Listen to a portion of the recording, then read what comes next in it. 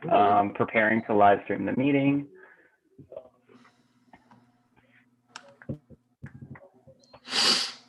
Mm-hmm. All right, we're good. Awesome. Well, hello everyone who's watching. This is Noah and Matt again here from Beanie Bros Sports, the truest guys out there and the truest place if you want the best about baseball and other sports in general. We're the guys to come to. So far in this Cubs-Cardinals game, nothing really has happened. It's scoreless heading to the bottom of the third with each team only having a hit apiece, but still a pretty good AL Central matchup, a classic rivalry that it's been a rivalry for as long as I can remember, and I'm sure it's for as long as my parents can remember too. So, classic rivalry today. So, it's been a pitcher's duel so far, to say the least. Yeah, and we got a good pitchers matchup going on with Adam Wainwright, obviously well-known name, against Zach Davies, who was the main pitcher in the Yu Darvish deal. He went to the Cubs this offseason. Mm-hmm. He's not having the best year so far with an ERA over 5, but he's been a pretty reliable pitcher in his career so far, especially in Milwaukee. Especially the one year when he won 17 games. He's had some big years for sure. Oh, yeah. But years not as good as Adam Wainwright. Over his career, just been exceptional. He's won a couple World Series in St. Louis. Just continues to put up great numbers. Oh, yeah. Even at him and Yadier Molina for as long as you can remember in St. Louis. For sure. Yeah. He has been all-time great for the Card. I mean, one of the all-time Cardinal greats for sure in terms of pitching. Yeah, for sure. And he's looking for his 170th career win tonight. Not many pitchers, especially in this new coming era, with that many wins. Definitely not. DeGrom wishes he could get to that. Yeah. He's up to the plate now. Adam Wainwright's actually one of those pitchers that is one of the better career pitching hitters. I mean, he has 10 home runs in his career, as it kind of shows there, and 71 RBIs in his career as a pitcher. Yeah, it's pretty good for a pitcher. That's crazy. I wonder what the home run leaderboard is like for pitchers for career all time. Because 10's got to be pretty high up there. Oh yeah. Of course, I mean, if you take out the guys like Shohei Ohtani and Babe Ruth, what pitcher has 10 home runs in his career? Not many. Yeah, that's fair. Zach Davies is another pitcher the Cubs have that really relies on that off-speed stuff. He relies on locating it. A lot like Kyle Hendricks has during his career. Does not throw the ball hard, but he relies on being able to locate his pitches. And that was a great play by Joc Pederson in left field. Yeah, just as we were talking about Adam Wainwright being one of the above-average hitting pitchers in his career, he almost knocked one of the ballpark there. And he just got robbed. Yeah, he did. Yeah. Almost had extra bases for sure. Joc Pederson.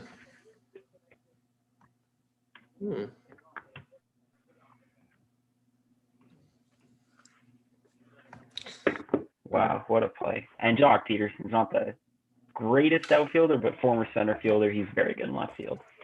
Oh, yeah, he is. Definitely not a glove first guy, more of a bat first guy, especially with the power. Oh, yeah. I remember when he came up, I think it was 2015, he just went off for the Dodgers, hit so many home runs. Oh, yeah, he did. He was striking out a lot, but, man, he definitely had the power for sure. He had some good years with the Dodgers. I mean, he had a huge spring training, and he hasn't done too bad this year, but, definitely not up I think he's missed a handful of games, too. I know he went on the IL at some point. Yeah, he's only played 31 games this year, and I mean, I don't know how many games have the Cubs played, like over 40, maybe 45. Yeah, so he's missed 14. Yeah. Ooh. Missed a third of their schedule. Yeah, exactly. Two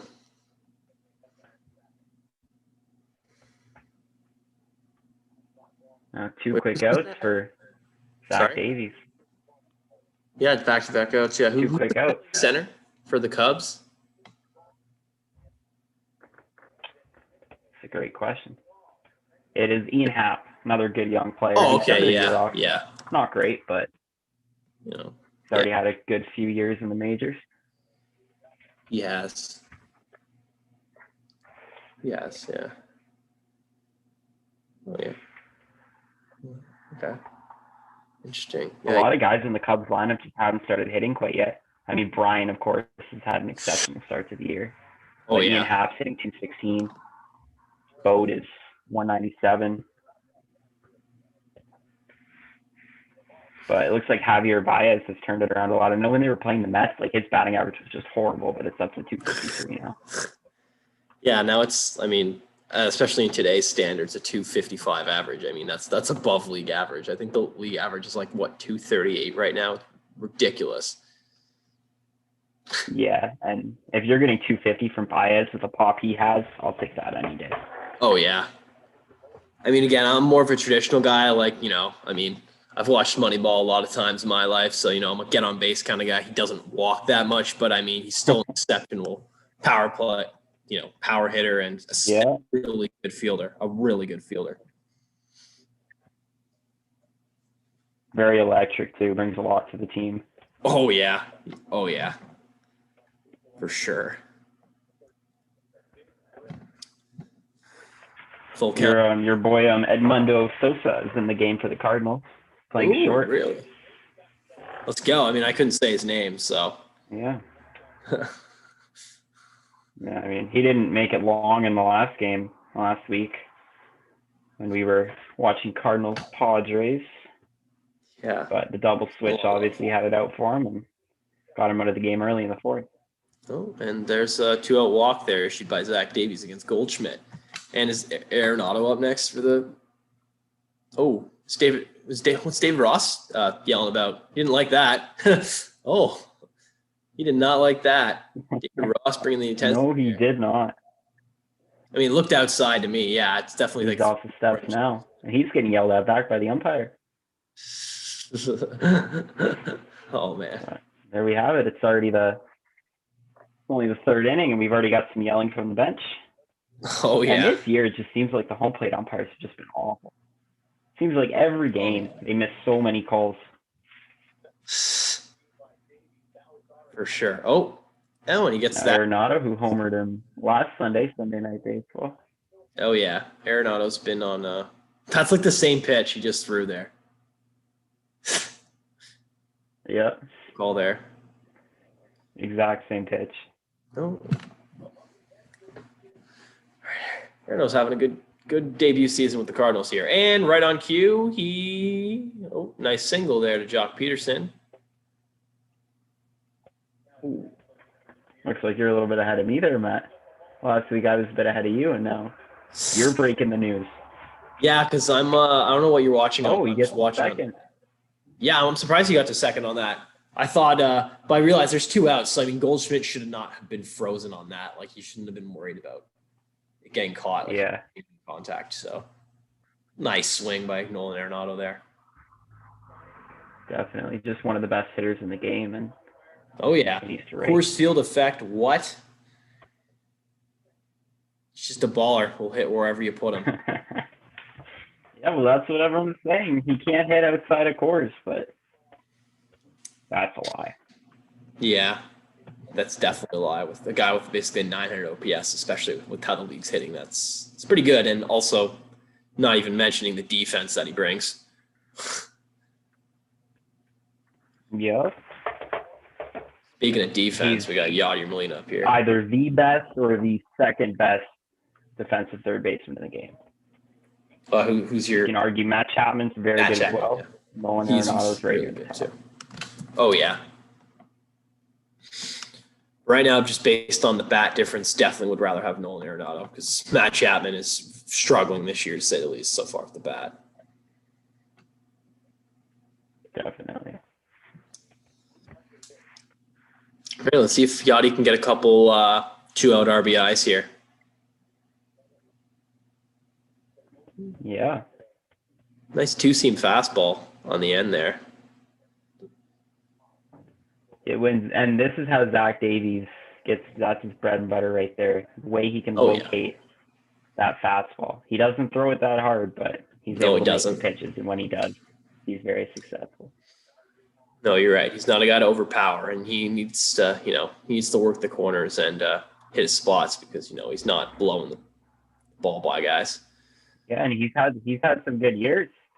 He's had 5 years with a below 4 ERA. Very respectable. That's pretty good. Exactly, yeah. And last year with the Padres, he had a 2.73 ERA, 1.06 WHIP. Great year with San Diego, and that's the reason the Cubs wanted him in the Yu Darvish trade. Yeah.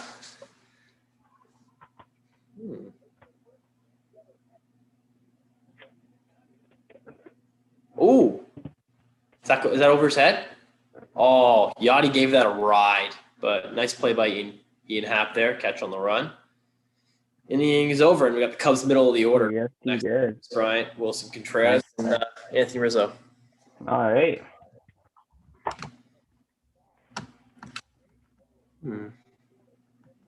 What's Anthony Rizzo doing this year? Okay.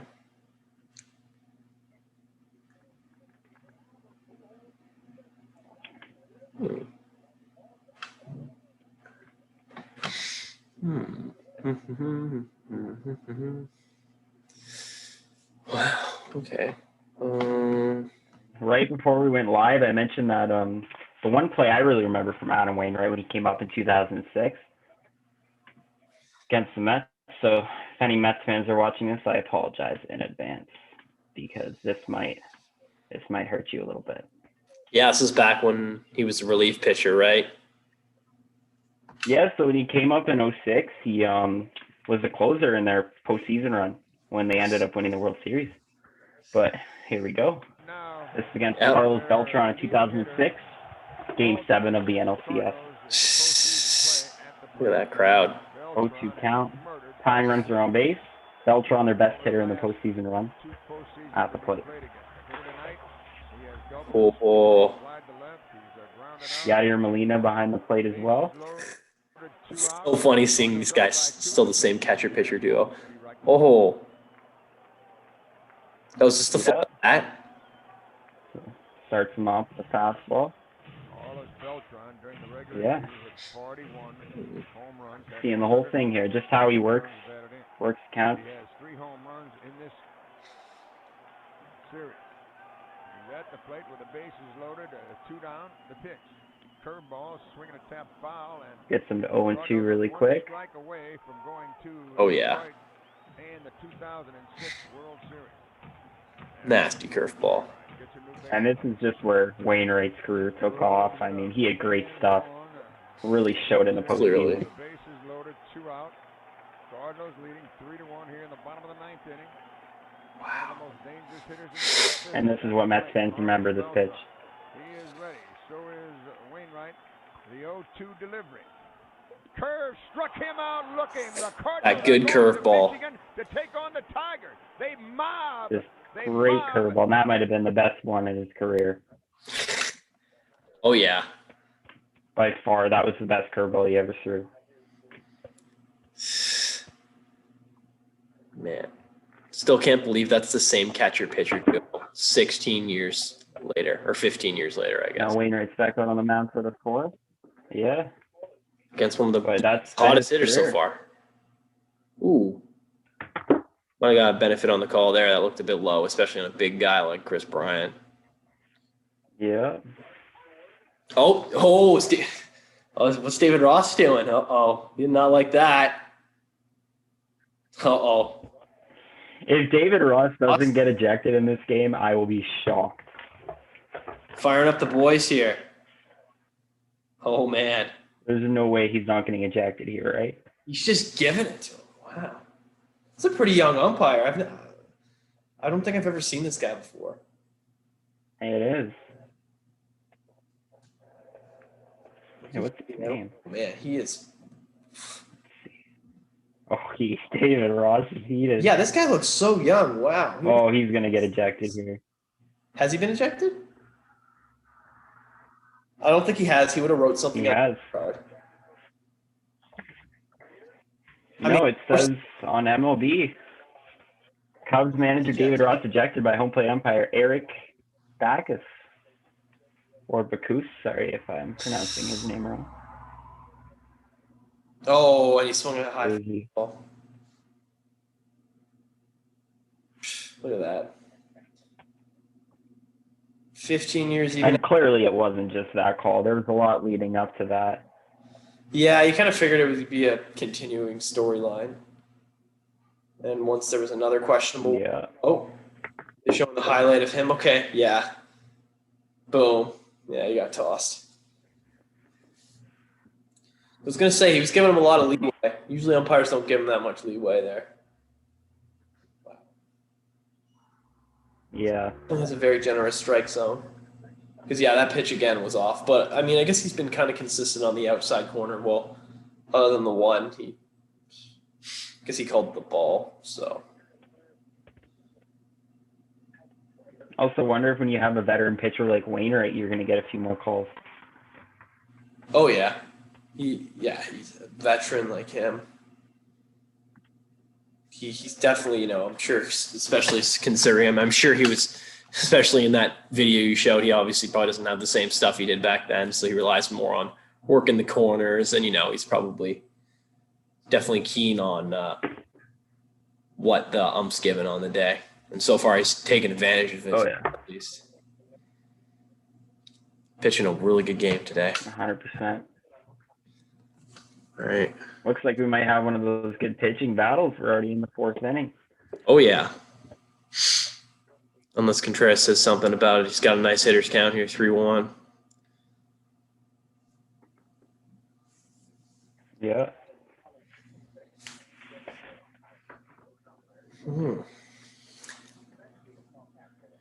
All right, so we're going to get our Cubs analysts on here in a sec.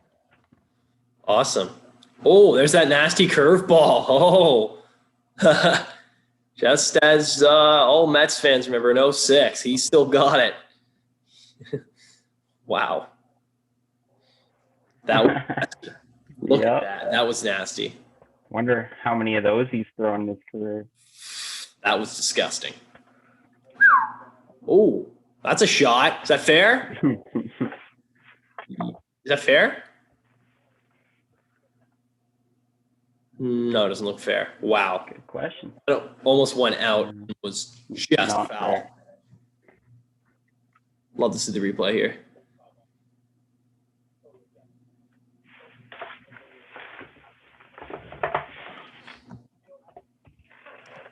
Definitely a little bit late on it there. Oh, yeah, 100%. It'd be really interesting to see which of these Contreras will actually have the better career, because I don't know if anybody knows. I guess Wilson's brother William plays in the Braves, and he's actually a pretty high and up-and-coming prospect. How's it going? Oh, we got Hey. Shayla in here, our Cubs analyst. Oh, Right yeah. on. Wearing the Cubs gear to match. Oh, yeah. The Nico Horner jersey, gotta represent. Nico Horner. Yeah, Noah was telling me that you're a huge Nico Horner fan, and I literally asked when I first saw him, I'm like, who the heck is this guy? he's a rookie. He's still getting his start, but not doing too bad. Yeah, no, he doesn't seem like a power guy, but in terms of his average and putting the ball in play, he definitely seems like he's a baller with regards to that.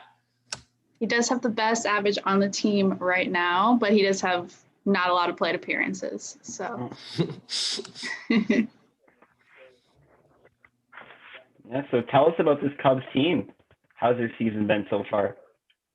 Oh gosh, well, weren't doing the best, but now we are second in our division, so not horrible. I mean, the team tends to have a lot of cold streaks, but all at the same time. That's always been their issue. So if they have one good game, like the game the other day, they always have to have like a bad game after where the offense is just not there. So we're seeing. Now, what's been kind of the most surprising aspect of the Cubs season so far? Like if it's an individual player or if it's just something the Cubs have been surprisingly good at. And then maybe after you kind of answer that, what's like the opposite? What's been the most maybe the disappointing player, the most disappointing storyline that, I mean, kind of surprised you in the other direction? I mean, I've been pretty happy with Chris Bryant coming back with his like MVP level season. I guess the one thing I might be disappointed with is kind of how Bodie's been performing. The whole reason Nico Horner didn't start the season with the Cubs was so they could give Bodie a chance. And every time they get a streak going, just like in the 8th inning a few games ago, where they got 8 runs, Bodie was the one who like destroyed it. So, and then he had some not too great plays. But yeah, that's probably the most disappointing thing for me so far. He can hit those clutch home runs, which is, you know, what we need him for at times. But other than that. Well, I remember, was he the one that hit that like ultimate grand slam, as they called it, when they were down by 3 with 2 outs in the 9th for the walk-off grand slam? Was that him? Yeah, that's like his big thing that he's done for the Cubs. Yeah. Yeah, I remember. One big moment. I still see highlights of that. Oh yeah, all the time. Awesome. And you mentioned Chris Bryant, the future New York Met, after he'll be traded there sometime in the next few weeks, I'm guessing. That's funny. That's really funny. I'm hoping they can at least sign one of these 3 core players. So we'll see. Do you think that's the best option? They're only going to get one? Think there's any way they get 2? I would love if they could at least get Bryant and Rizzo. I mean, that duo is just too good to pass up on. And I honestly can't imagine a Cubs team without either of them on it. Like, it'd make me very upset to see either of them in different jerseys. Baez is kind of like good and bad. I mean, obviously he struggled a lot at the beginning of the season. He was coming back a little bit, but he's just swinging at ridiculous pitches. So. Well, I mean, he just almost got hit in the head ridiculous for him. Yeah. Yeah. You know it's bad when even Javier Baez doesn't swing at it.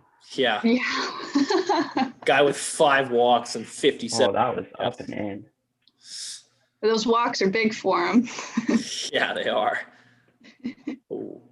But I mean, he does basically everything else exceptional with the power, with one of the best defenders in the MLB. Like, still a fantastic player. Mm-hmm. Great with the tags. Contreras and Baez. I don't know why people keep running on him.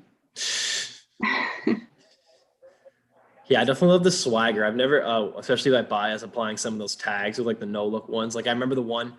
Wait, was it with the Cubs or was that in the World Baseball Classic where like Baez was like pointing at the catcher as he was like laying the tag down? Was that with the Cubs? Was that on the World Baseball Classic?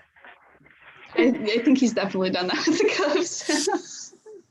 He's also so quick at it too. He just lays it down so quick. Mm-hmm. He really does. He definitely had a big one on the World Baseball Classic.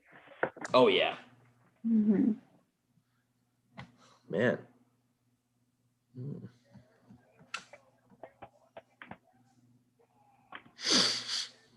How are you guys feeling about Davies' outing so far?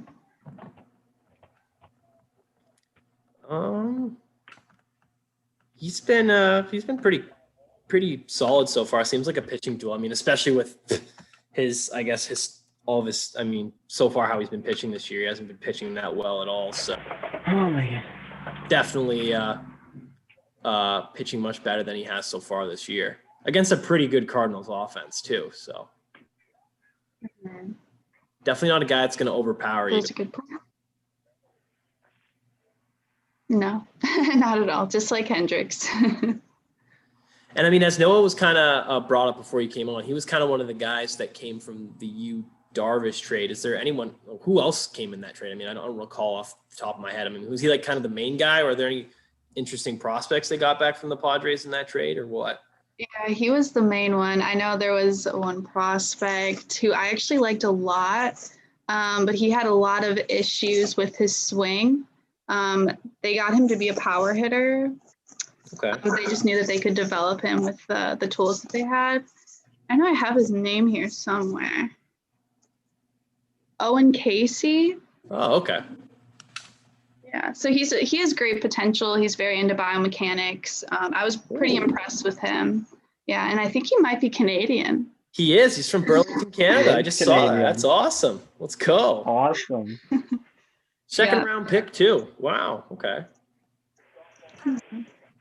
Big guy. He's got to have a good career. He's Canadian. Yeah, he better. Powered by Tim Hortons. Oh yeah. Wow. But I don't know if that trade was worth it for the Cubs though. Darvish is having a pretty great season. He's one of my favorite pitchers, so that one hurt. Yeah, no, he's definitely turned it around with the Cubs at the end. I mean, especially was it last year he was second at Cy Young? Mhm. Trevor Bauer. I mean, he came second to Trevor. Yeah. He Only sure. the Cubs would trade away Yu Darvish. Only the Cubs. Yeah. At least he got to go with his catcher though. That's a plus.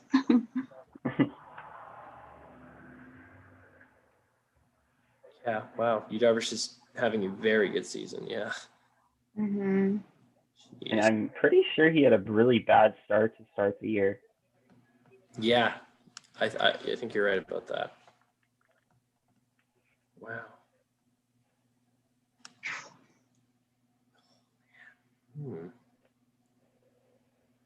That one hurts there.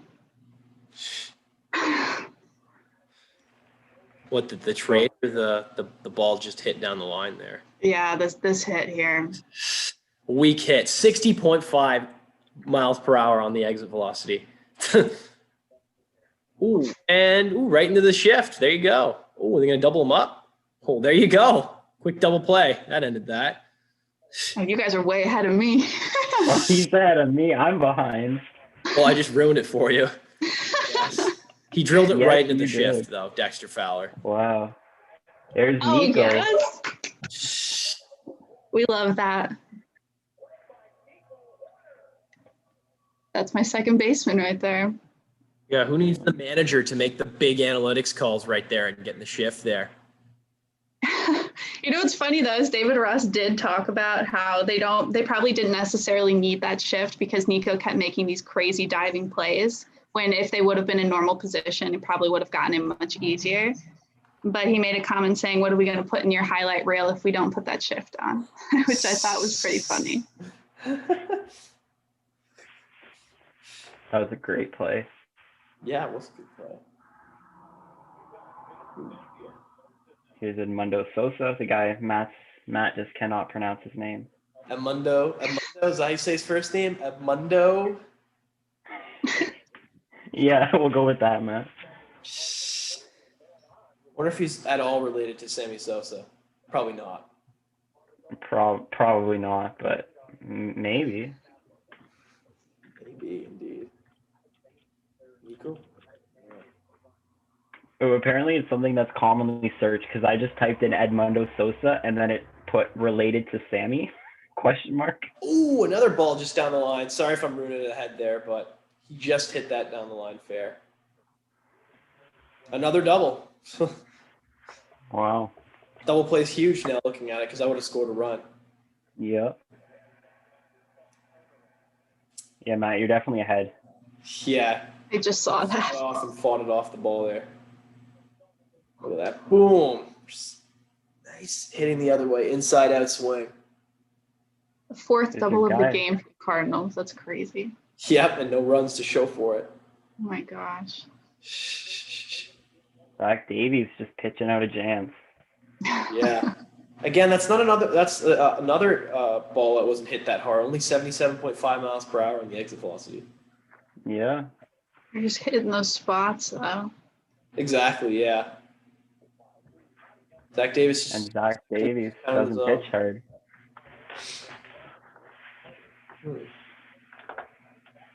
Who's this up for the Cardinals? Land Thomas? I've never heard of this guy. Wayne Thomas, he just came back, didn't he? I don't know. Off the injured list. Maybe. Ooh, okay. Oh, he was actually drafted by the Jays in the 5th round in 2014. Wow. Yeah. Guess we didn't want him. I wonder how he ended up in St. Louis, if it was a trade or they released him. Oh, just traded by the Blue Jays for international bonus slot money. Hot dog. We already had The Vladdy Mets. Jr. signed then, so we didn't need that international money. But It's like the Mets getting Cameron Maben for $1. Oh my gosh. and he became your Joke. 3-hitter, a guy Yeah, that he paid was our $1. 3-hitter for 3 straight games and didn't get a hit. Oh my god. Oh, oh yeah. Ooh.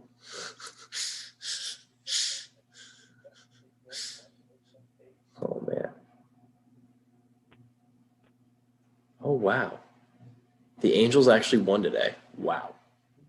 That's crazy. I saw a bit of the game. They were down 4-1. They came back, scored I think like 4 runs in the 7th. Okay. But Otani came up with the bases loaded and ripped one, but it was right to the right fielder, so he only got 1 RBI. Ho ho ho. That's tough. Otani's winning the MVP. Calling it. Vladdy will win the MVP. No, actually, no, Shohei Ohtani. If he keeps doing what he's doing, yeah, he should win MVP, hands down. Yeah, unless it's just Blue Jays fans choosing the winner, then it will be Vladdy.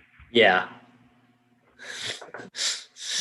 I mean, especially with Mike Trout out, he probably has a good chance to finish top 3 in MVP voting at least. Oh yeah. He's just been Does he still have the most home runs in the league? Shohei, I'm pretty sure, I think he does. if not tied for it. Let's take a look. 2021. Wow. Oh no, actually, apparently Acuna has 15 home runs. Let's see. He was kind of going off. Yeah. Yeah, and think of all the games Acuna's missed. Yeah, he has Although quite a few. at the same time, Otani's definitely missed some at bats too. Yeah. Just But I feel ridiculous. like the Angels are using him this year because I remember before when he kind of came up, it's like he'd start and then he'd miss a few games and then he'd go in the DH role. But now it seems like they're playing him a lot more. I mean, they need his bat in the lineup, that's for sure. Yeah, just hopefully he can stay healthy all year. Yes, I think baseball needs a healthy Ohtani for the full year. 100%. It's just like, I don't know. It's just something unique in any other sport. What's going on right now? A guy playing like 2 different positions at a high level is incredible. He's not even 27. Yeah, he was 25 when he came over, I believe. Oh no, he's 26. He was even younger. He was 20. Yeah, 23. he was 23. Oh my gosh, I wish he didn't get hurt. Crazy. Wow. I know. That is just insane. He's also such a fast base runner too. Like the highlight I was saying, like, oh, every time you see like a highlight of Trout or Otani doing something, and it's like, oh, did they actually win? And then you check, it's like, oh, they lost like 6-2 or something or 7-4 because of the Every time. But the one yesterday, I saw Otani just hustle out a double. Like he just has such long strides, the guy, because he's so massive. Yeah. He's just great at everything. I feel like he really also is. does get caught stealing a lot. I feel like every time I turn on Angels game, he gets caught stealing. Really? Yeah. Oh, he's already been caught stealing 3 times this year. He's 3 for 6. That's every time I turn the game on. I'm 6 telling for you. 9. He's 6 for 9 on stolen base attempts, which Billy Bean, Moneyball, would not be happy with that. No, he wouldn't. And he wouldn't be happy with Otani not walking really that much. Yeah. But I mean, home runs are home runs. I'll take them. That's for sure. Yeah. Wow. He also has the AL lead in triples too. 3. Crazy. Not just a one-trick pony. Chris Owings still has 3 triples, doesn't he? He was leading the league with 3 triples after like 6 games.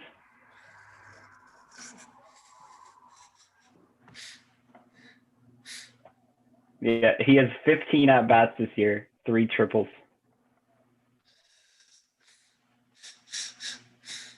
Oh man. Yeah, David Peralta has 5 now. That's the most. Oh man.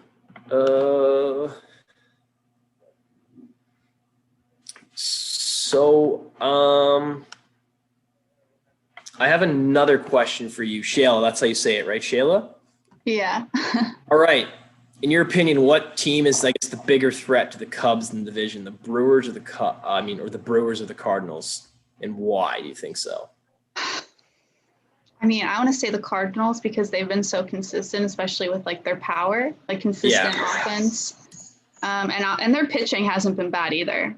I mean, the Brewers took a hit with all their injuries. I mean, I know Yelich just came back and we hit a homer. So, I mean, maybe they'll be more of a contender once he's like back and totally healthy. But I would definitely say the Cardinals right now. Yeah, for sure. I mean, we were kind of saying, I mean, yeah, they don't have they have a good offense. They have a good amount of pitching. It's just, they just do the little things right. And I think as we were talking on our last Sunday Night Baseball, because I mean, it seems like the Cardinals just, are always getting primetime TV here, and they were on last week playing the Padres. And we were kind of talking about just one of the aspects that they have is pretty underrated, and they probably have one of the best team defenses in baseball. I mean, just look around the whole diamond. They got studs defensively everywhere. Yadier Molina behind the dish. Paul Goldschmidt's a good first baseman. Tommy Edmonds, even a great second baseman looking at his numbers. I mean, Nolan Arenado, arguably one of the best defensive third basemen, in the last 5-6 years. And Oh, yeah. And Tyler O'Neill and even Harrison Bader both play incredible in the outfield too. So it's just like they don't make a lot of mistakes, that's for sure. And their teams, the defense is saving them a lot of runs for sure. That's a great point. I know Edman and Horner played together in college. Oh, Yeah, Really? so they kind of play the same way. I mean, according to Nico. So I thought that was pretty cool. They both played shortstop, but now they're both ended up at second.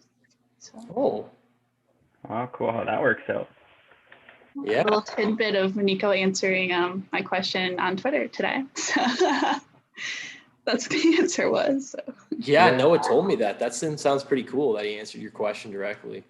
Oh yeah, it was awesome. Awesome. Great moment for me.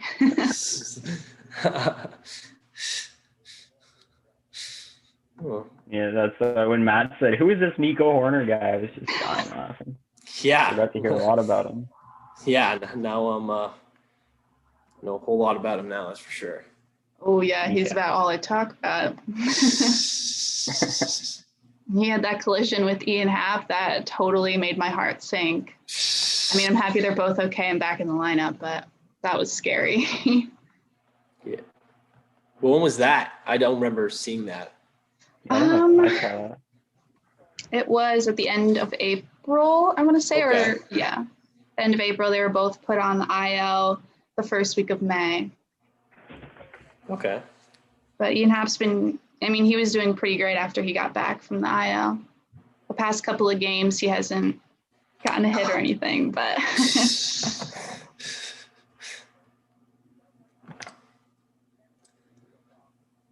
Being a Cubs fan, you must have seen this combo of Adam Wainwright, Yadier Molina for years. Just how much do you dislike / respect the way they play the game? I mean, I always have to respect the both of them, that's for sure. I honestly can't say how much I remember like games and stuff from the past because I didn't really focus as much as I do now. But obviously Yachty is a great player. We had him tripped up the other day, made him have a little error to make Nico score. But yeah, he's great. Obviously a future Hall of Famer. Oh, yeah. Definitely. Ian Happ's had a slow start to the year. Yeah. It seemed like he was about to come back. He hit a home run to take the lead, and then he got injured and was on the IL. So definitely a bump in the road there. Cubs are not liking the strike zone here. No, they're not. I like that pitch at all. Of course, David Ross has already been ejected, Yeah. but if it keeps going this way, someone else is going to get ejected too. Yeah, Yeah. be frustrating.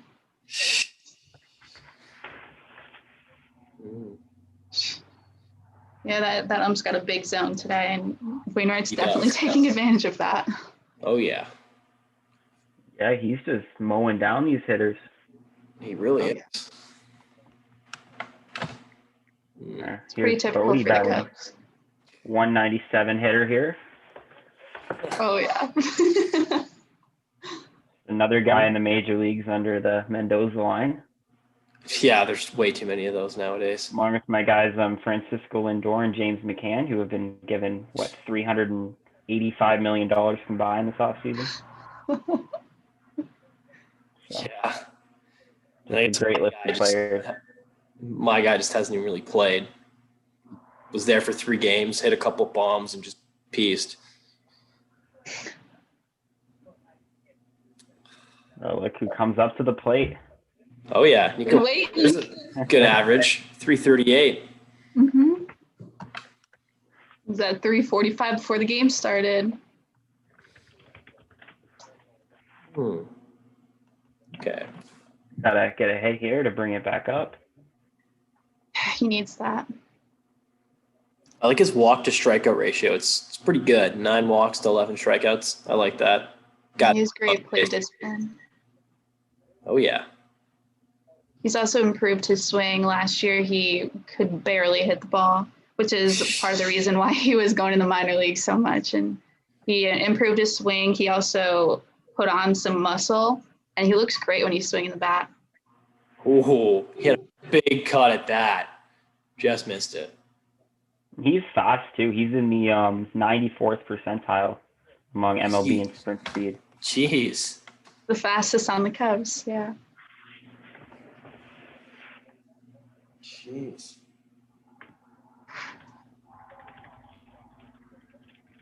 Ooh. That ball was ripped. Oh no. Matt, you're so far ahead. Stop. Yeah.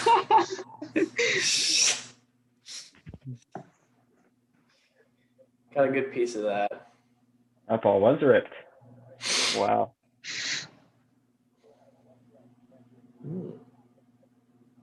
I will never forget Nico's last at-bat in the major leagues before they sent him down after spring training. He hit a 3-run home run and walked off the field, and I was like, that right there. And I haven't seen a home run from him since. Yeah, it seems like he's got a lot of power. Yeah, he definitely does. He's been hitting the ball really hard. They always get to it every time. Yeah. Scorched that one. That was hit pretty well. Yeah. Playing for Stanford, he led the team in batting average, runs, hits, triples, and stolen bases. Everything except home runs. Yep. It's probably because he didn't have as much of a power swing back then.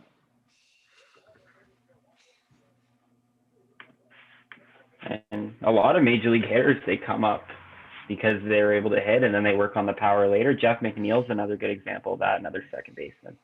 Mm.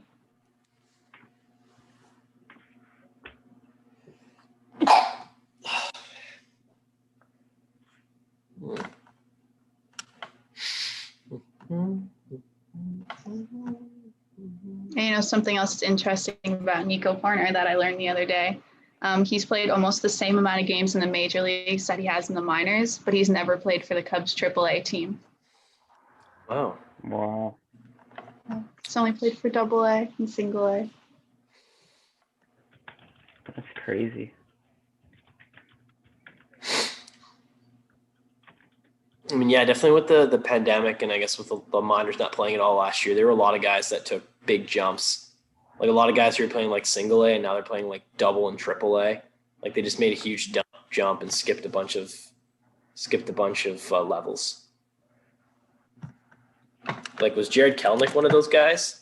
Did he like not play any double A or did he play any double A? He must not have because obviously with last year he couldn't play and started the year in AAA, but Oh, it looks like he played a bit in double A, only 21 games. okay. 2019.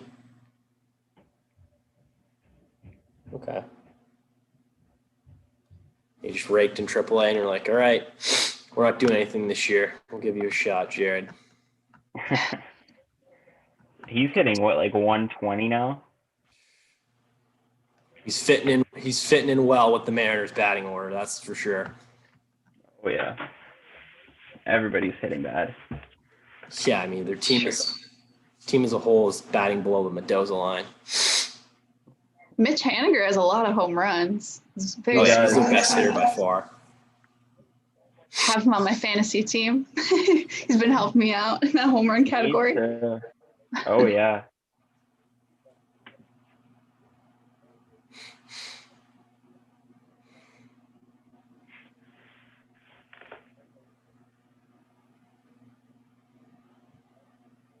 Well, here's Edmund.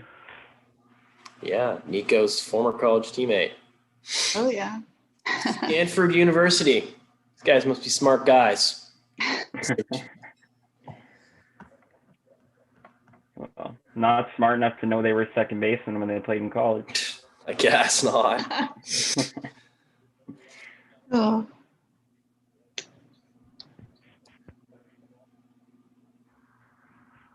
Oh, what a good pitching matchup. Is this a good pitching matchup, or is this just two bad offenses? Give and take, I'm sure. I mean, Davies is not a strikeout pitcher by any means. He is not. Oh, and he got the benefit of that one. Oh, the Cardinals aren't liking these calls either. No, but he's only had 70 pitches. Yeah. Pitching was Might be able to go 6 innings. that was I mean, our bullpen's been pretty good lately, so I wouldn't be upset about going to the bullpen. I can't say the same about my team. The Jays Yeah. bullpen has been horrendous. The Jays have been awful. They've lost the last 4 games because of their bullpen. Like today, they were up 4-2 going the bottom of the 9th, and they had 3 bases loaded walks to the Rays and lost 6-4. Oh, no. And they wasted a good Robbie Ray start yesterday. And then they blew a 7-5 lead on Friday. And then they blew a 7-5 lead against the Red Sox on Thursday. That's the AL East for you. The AL East is so good this year. Yeah. I am shocked. Like, coming into the year, I thought the NL East was going to be the best division in baseball, and it might be the worst. There's one team above 500, Yeah, there's 4 in the AL East. and it is the Mets, who are missing 15 players.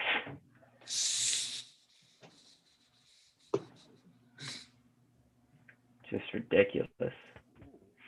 Looks like Nolan Arenado is just a Cubs killer in his career. He really is. 943 OPS. Oh, no, I ruined it. You guys are way Oh, no. behind.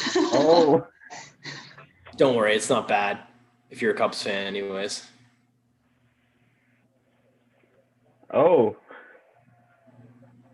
It's a foul ball, you jerk. How come Nico couldn't get that? I thought, where's he? How did he get there so 4% up. fast? Look at him book it. Shh. I don't know if you guys are listening, but every time they're in foul territory and don't catch a ball, there's a guy that says, a Cardinal would have caught that one every time. That's funny. And the Cardinals do have pretty good team defense, but Nico's also pretty fast. I mean, I don't think. Yeah, look at how much ground he covered. That's crazy. That is. Oh. So, Matt, back to the AL East. If you take out the Orioles, the AL East is 21-6 against the NL East this year. 21-6. Oh my gosh. Oh yeah, we feast on our NL counterparts. Although The Jays are 9-2. yeah, thanks to the Braves bullpen being even worse than the Jays bullpen. The Jays would be 14-20 right now if it wasn't for games against the NL East. Yeah, we can't beat our own division. We can beat yours though. 4 straight fastballs to Nolan Arenado. And it worked. I guess so, yeah. His fastballs are like Jacob deGrom changeups. So That strategy did not work for Alzolay last night. He threw 4 sliders to Yadi and then gave up a home run to lose the game. So Yeah, definitely got to mix in your pitches. yeah.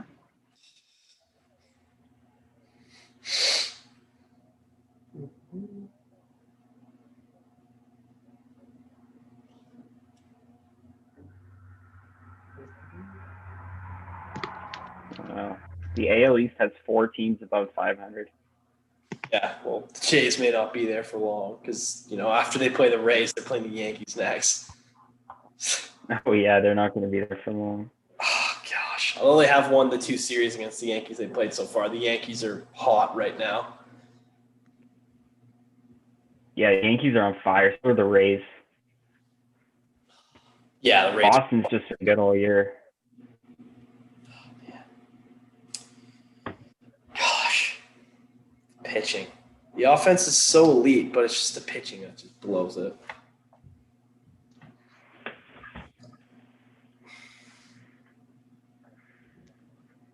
Gosh. Speaking of pitching, how do you guys feel about all those no-hitters so far this season?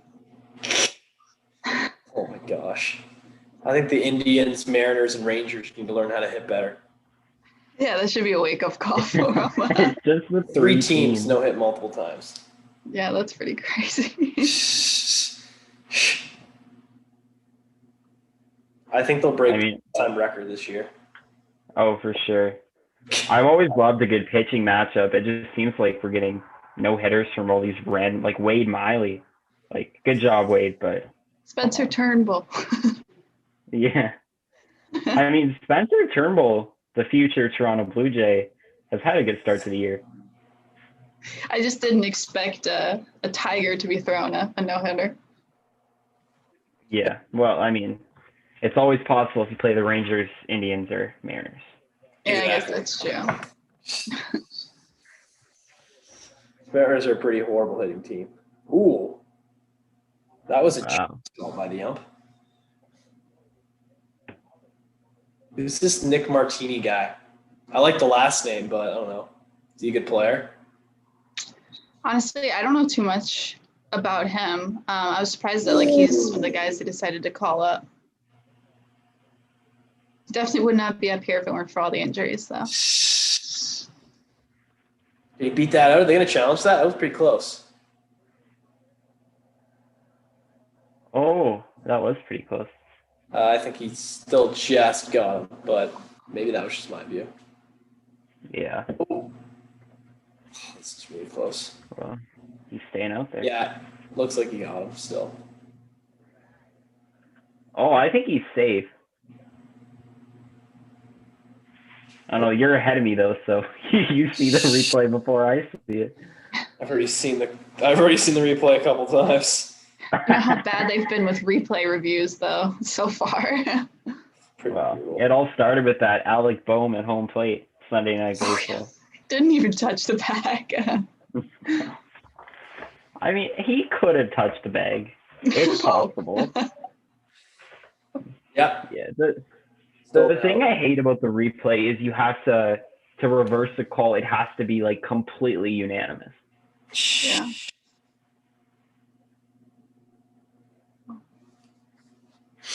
Wow. So close. It was really close. That could have been one of those cases where if they actually called him safe, they might have stuck with that because that was so close. Yeah. Yeah. So Martini, man, is 30 years old. Yeah. Ooh, Jock Peterson.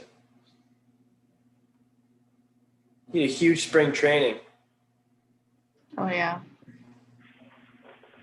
Nick Martini has a career WAR of 1.2. That's not bad. Who? Nick Martini? Yeah, he's a 1.2 WAR in his career.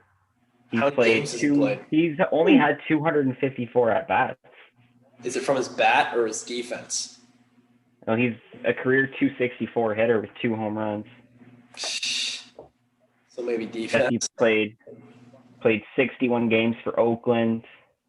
Played for the Padres in 2019. Must have been injured or just not in the majors. But yeah, he's got a cool name. Nice. Makes up for giving Caratini away. Yeah. Lose Caratini, but you got Martini. Oh, yeah. There you go. Wow. This year he's got one hit. He's batting 111 with a negative 15 OPS plus. Sounds about right. Yeah. Maybe he's having too many martinis before he comes up to the plate. Oh my gosh. Or not enough. Yeah. Jeez.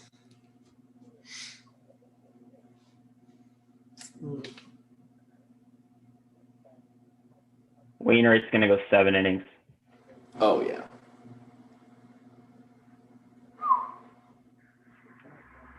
Ooh.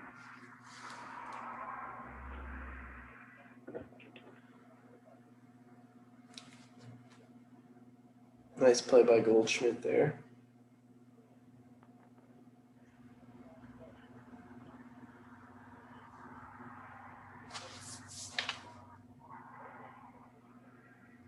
That's crazy that in the span of a few years, like the Cardinals took Goldschmidt and Arenado out of the NL West.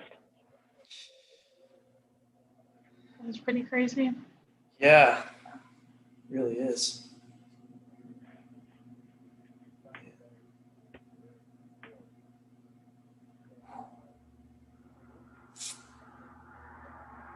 Didn't even realize it's future men up to the plate.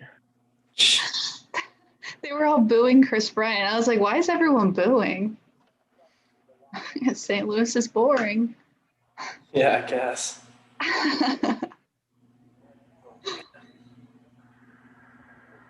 Good for Chris Bryant, though, having a good year in his contract year. Yeah, good for him. Put a lot of variety in that and on field too. He's got a lot of trade value. Oh, yeah. Sure, the Mets could Like, trade what a couple happened? scrubs for him. I don't want to ruin what happened, but it was a good play. Oh no. Wow, that was a good play. Yep. Nolan Arenado.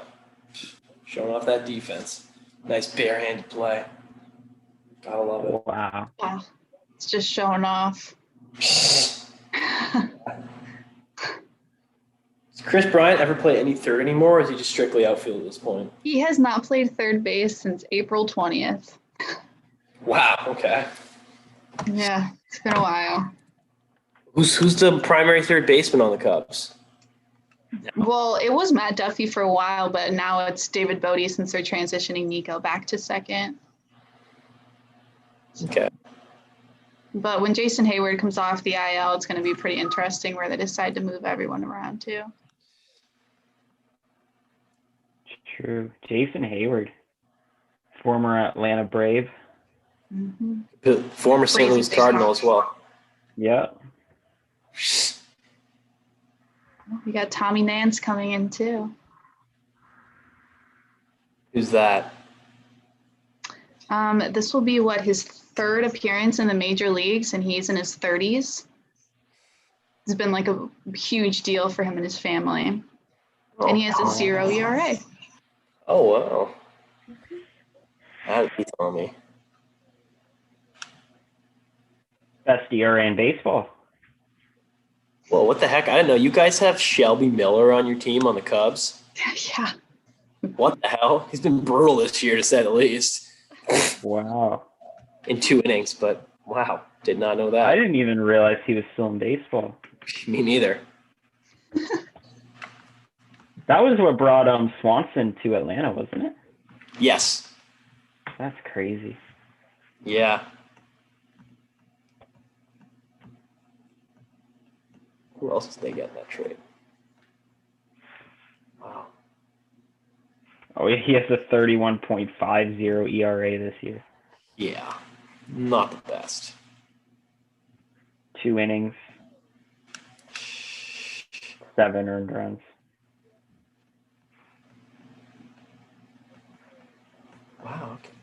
Well, I will let you guys enjoy the rest of your game. Thanks so much for having me on. No worries. Appreciate the insight on the Cubs. Yeah. Oh, Thanks yeah, for all the coming. Nico Horner insight, always. Oh, yeah.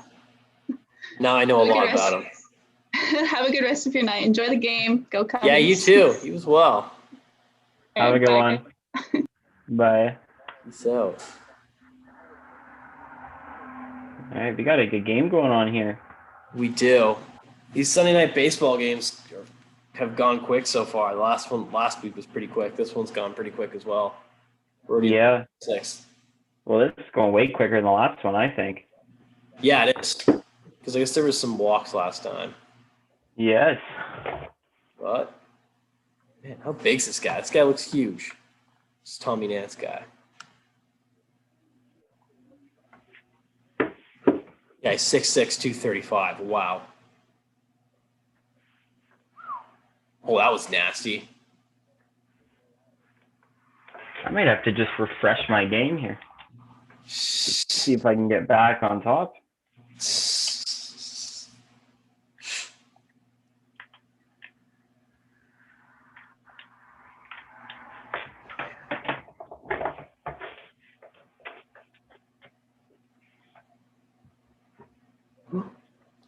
Booyah. Oh, man, yeah, he's got gas.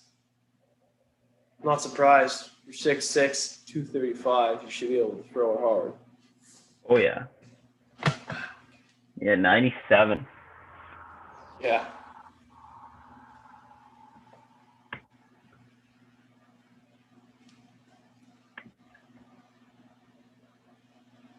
Ooh. Okay. So it looks like Jacob deGrom is lined up next Sunday. No way. He's coming back Tuesday. The Mets don't have an off day on Thursday, so assuming they pitch him on normal rest, he'll be throwing Sunday. Yes. Let's go. And let's see who will be lined up for the Braves. I mean, who's their best guy right now? Like Ian Anderson? That'd be kind of sick. Max Free would be sick, but he won't be lined Yeah. up. Because he pitched today. Oh, the Braves? Actually, if I'm reading this right, the Braves have 2 off days this week. Really? Yeah, it makes sense. They play the Red Sox for 2, Oh. which should mean that Max Fried will be pitching next Sunday.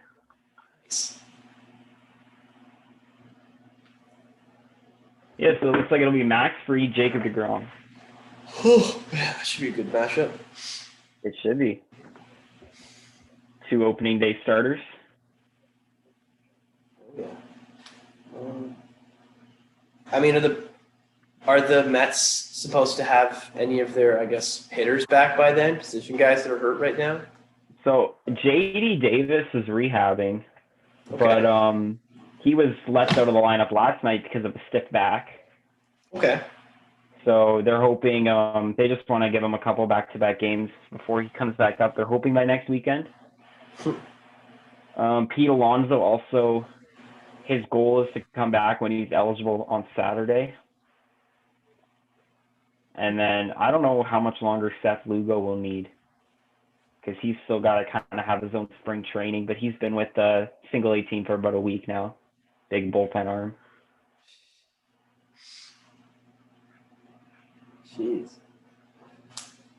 But getting DeGrom back is going to be huge. Oh, yeah. The team that just has no pitching right now. They've had to rely on that bullpen so much. They have, yeah.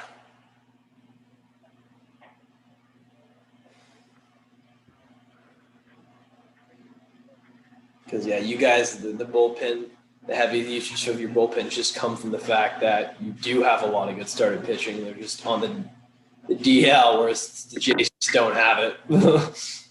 Yeah, exactly. It's there for you guys. It's just being healthy. Exactly. The biggest issue for the Mets is if they can stay healthy. The Braves have looked a lot better, though. I mean, they were playing the Pirates, but they put up a ton of runs, which They did. Maybe that's what that offense needs, though. Still a major league Exactly. team, so builds confidence, regardless of you hit. And I'm not giving up on the Braves quite yet. They have such a good team. And They do. Travis d'Arnaud, the injury really hurt them because they didn't have any depth at the position. But overall, they still have a great offense. Ozuna, Freeman, they'll figure it out. Yeah, I mean, I was actually looking at it. Freeman's probably been one of the most unlucky players so far this year with regards to hitting. You know what his BABIP is? It's 230, his BABIP. Yeah. And he doesn't even strike out that much. He only strikes out 16% of the time, too. And he walks basically just as much, too, at 16%. Yeah. And the first couple weeks, I think his BABIP was like 0.025 or something. Because it was literally like, if he didn't hit it out of the park, he was getting out. I mean, is that because they just – do they play the – I mean, he can hit the ball the other way and stuff. I mean, is it just – It's just horrible luck. Unlucky? It's just horrible luck. Yeah. And I think – around for him. Yeah, and with other guys in the NL East, I think we're seeing how much luck really was the factor last year. Like, Alec Bohm is just not what anyone expected him to be this year. Oh, yeah. He had a really good short season last year. Great year last year, and he also had a 410 BABIP. Oh, really? And that's why I think it was 410. Let me just double check that because I don't want It was 410, yeah. I checked it. Just checked it. And now he's hitting 224 this year. So I think he's better than what he's playing like right now, but he's not as good as what we saw last year. Yeah, I mean, his BABIP right now is 286, so it does suggest he's a bit better. Look at his WAR this year. Oh, my God. -1. He must be a horrible defender. Oh, yeah, he is. Yeah. And I wrote about that at the beginning of the year. I listed him as my fade candidate because I think I said something along the lines of he's going to hit good, but he's not going to hit as good as last year, and his horrible defense is going to be much more noticeable. That was definitely a call. Yeah, and when you're hitting as good as he was last year, you can play bad defense. It is what it is because you're making up for it with the bat. But now that he's batting 224, and I mean, without guys like Nick Matone, where would the Phillies be right now? Yeah, Nick Matone. Really good player. What's going on, guys? But then, pretty good. Watching a pitcher's duel here. Yeah, we are. A vintage Wainwright game. Oh, yeah. Yeah. Mets fans all too familiar with this vintage Wainwright. 2006, Carlos Beltran. We showed the video earlier. Yeah. That is paternal pain. Yeah. I believe he was also the one that threw the final pitch in that World Series that year, right? I Tigers? think you're right. Yeah, I think you're right, too, because he was their closing pitcher that year. Yeah. They swept the Tigers, if I'm not mistaken, in 2006. They did. Which made it was even worse for Mets fans. Like, Carlos Beltran was one hit away from probably winning the World Series. I mean, anything can change. But Matt, we were just talking about Alec Bohm and his high BABIP. Nick Matone, his BABIP is 414. Wow. So is he really as good as we've seen? It's just probably not. I mean, look how much he's striking out. He's striking out 32.6% of the time right now. That's insane. Yeah. I mean, that's pretty much on brand with a lot of players in today's game, though. I need to get a full screen going on my monitor. There we go. Justin, we were just saying Alec Bohm has a negative 1.5 WAR this year. Wow. Yeah, that's tough. Is he the worst in the majors? Who has the worst WAR right now in the majors? Man, that pitch was way outside on bias, by the way. Yeah, it was. Oh, the umpire's making a bad call? Oh, I'm so surprised. Not sure. David Ross is surprised too. Game. Yeah, David Ross has already been ejected in the third inning. There's been a lot of bad calls this game by the home plate umpire. Oh, yeah. Who's the home plate umpire tonight? It's a young guy. What's his name again? Let me pull it up one moment.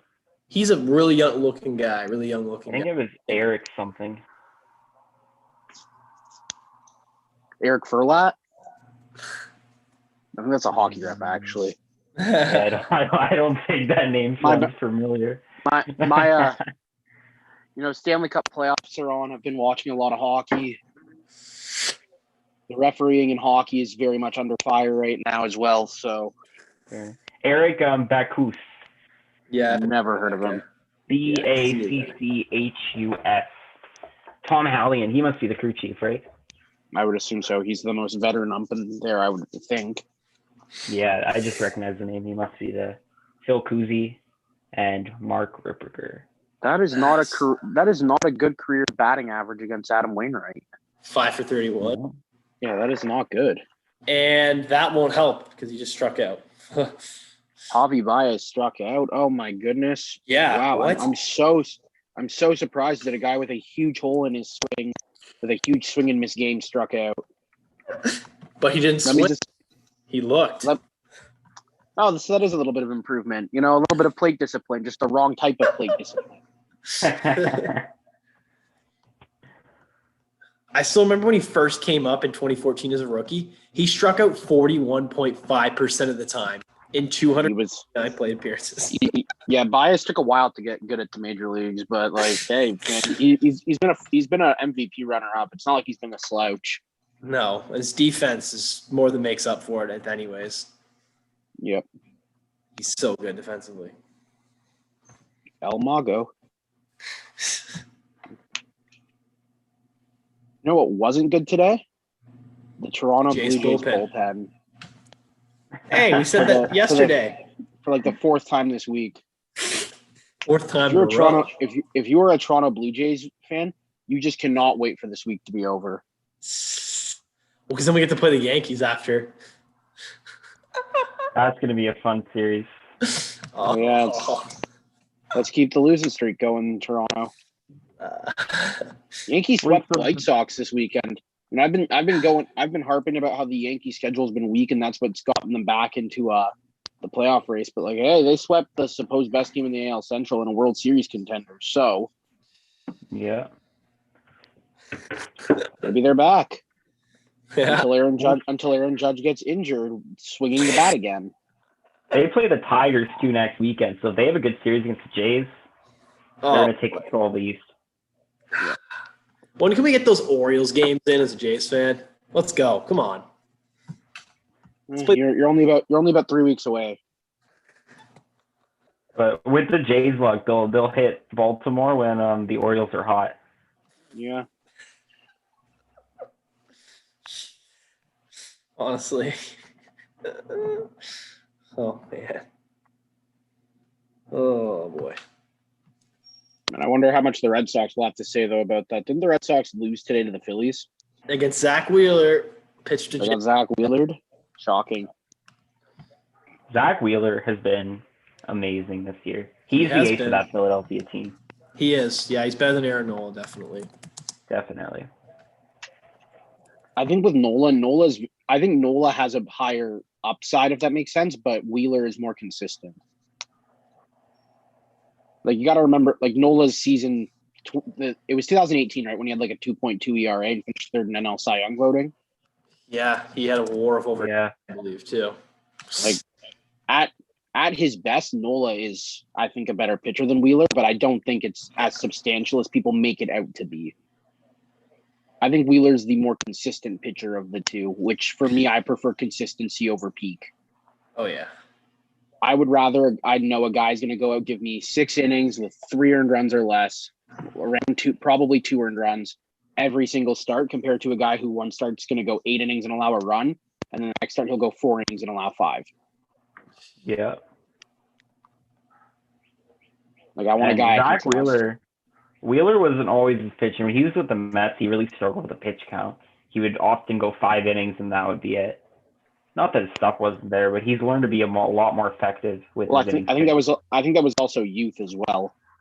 Definitely. Everyone takes a different amount of time to get accustomed to Major League Baseball. 100%. He's been pretty good with the Phillies so far on that contract. Last year he was pretty good. This year he looks even better. I will say, at the time of the signing, I thought that was going to be a disastrous contract. I did right too. now it's looking really good. So hey, I'll admit I was wrong right now. Me I just too. hope I stay wrong. I just hope I stay wrong for the next 3 years. Yeah. But no, if only Philly could get a bullpen and some defense. The defense is just, it seems like it's almost an organizational, like, it's not just some players are bad. They're all. Well, all- Harper's a good defender. Harper's a good Yeah. defender, but Alec Boehm is horrible at third. McCutcheon's just been horrible in left. Well, He's just not the player he McCutcheon, used to be. yeah, you could tell McCutcheon has very much aged. Yeah. They have Even- all like you've talked about it at length before, Noah, but the hole they have in center field. Abdul Herrera. Yeah. And that's why I liked it when Mickey Moniak, where they called him up for a short period of time because he wasn't hitting, but he's a good center fielder, and I thought that was what the Phillies needed. Phillies have Hoskins at first. That's another weak defender. Segura's a weak defender. Yeah. Gregorius is a good defender when he's in the lineup, but he hasn't stayed healthy. Yeah. And then Real Muto. So you have three good defenders on a nine man starting lineup. Real Muto's only playing 130 games a year, and He's that's a catcher. that's in a good year. Yeah, that's just. But I mean, look, that outfield defense is the worst. Oh, it's horrible. that's why I always value teams like the Rays so much higher than people give them credit for. They're so good defensively. And like the Cardinals, who are playing right now against the Cubs here, they're Yeah, the a Cardinals- great defensive team. Mhm. The Cardinals are always good because they're always good defensively. They always help out their pitchers. They do. It's a lot easier to pitch when you're not when your defense isn't constantly making errors and forcing you to throw extra pitches.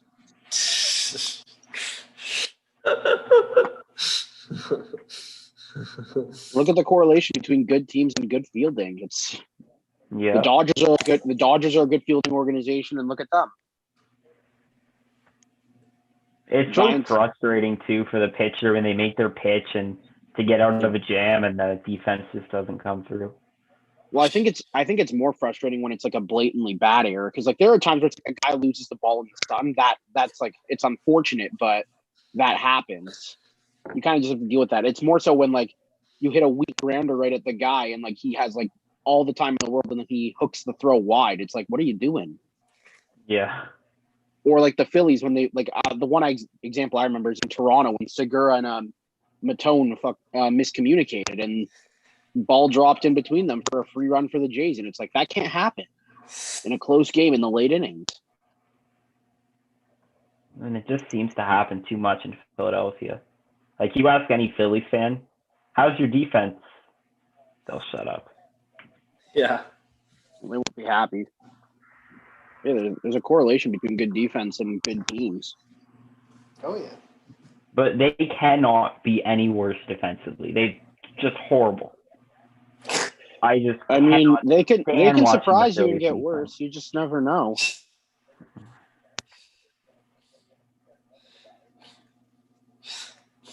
So that's also why the Giants are doing as well as they are. They're strong defensively. Look at who they've got everywhere. Crawford's a plus defender. Longoria, Posey. Brandon Belt is he a good defender? Brendan Belt's not a terrible defender, but he's not a great defender, but he's very much not a bad one. Oh. Mauricio Dubon is a good outfielder when he gets into the lineup. What about LaStella? Listella's kind of weak defensively, but that's a guy you can hide because you have guys like Crawford and Longoria on the infield as well. Not everyone's always going to be good defensively. Sometimes you do need to trade a little bit of defense for offense, but it becomes an issue when you trade every position for offense. What if you're bad at defense and offense like that guy the Orioles have named Chris Davis? Well, that's those are guys you probably shouldn't pay 7 years and $161 million to with a ton of deferred money. So that's just one guy's opinion. I mean, hey, if Chris Davis was a pitcher, he'd win the strikeout crown every year. At least they win something. Exactly. One more. You know what? He's had a 50 homer season in the MLB. He's done more than I ever can. So good on him. I feel like Matt's just too mean to Chris Davis. That's his go-to.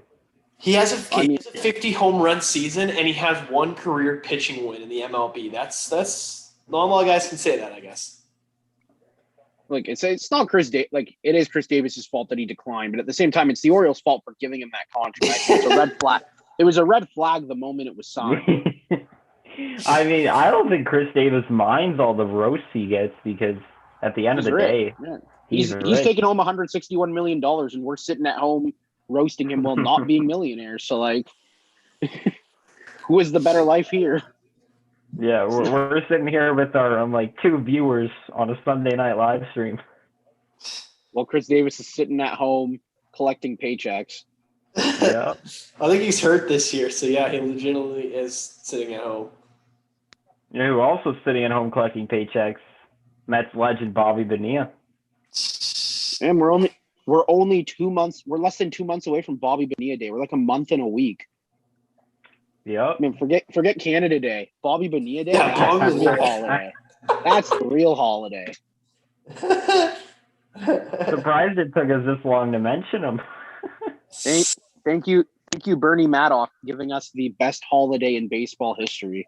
Yeah. Hey, thank the Wilpons too. Bernie Madoff might have been a scummy human being, but he gave us a gift that keeps on giving. So to that, we say thank you.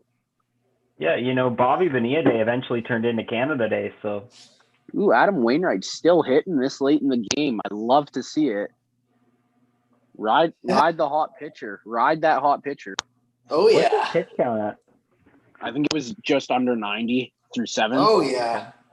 Oh, Let's yeah. get him Normally you'd see teams pull him at this point in the game, You think he's going to bunt especially when you here? need a run. Think he's going to bunt here? Yeah, I think that's why they're leaving him in, because he's a very established hitter who can bunt. Yeah. He's been around. He's No, been around Wainwright, I long think enough. The smart money is bunting, but knowing Wainwright, who's a pretty prideful hitter or hitting pitcher, he's going to want to swing away and drive in these runs. It's the Waino I bet way. you they give him one swing. If he doesn't get it, he's bunting the next pitch. Wouldn't be surprised. He's already driven one deep to the wall that had extra bases written all over it, but Jock Peterson made a nice grab. Oh, yeah. Doc Peterson made a nice defensive play in a baseball game. I Yeah. know, right? Right? I love Jock It was Peterson, a but he very is nice not play. that good of a defensive player. Oh, no, Hey, he's good not. on him. Phillies should trade for him. Yeah, you Yeah, know 'cause what? that's He'd be that's good really in what center Philly needs, field another there. all-power bat that can't play defense. Oh, yeah. Just exactly what they need. Well, I mean, I'm sure they'd like some sort of production from their center field spot. If Jock Peterson is your starting center fielder in the year 2021, I think you have bigger issues at hand.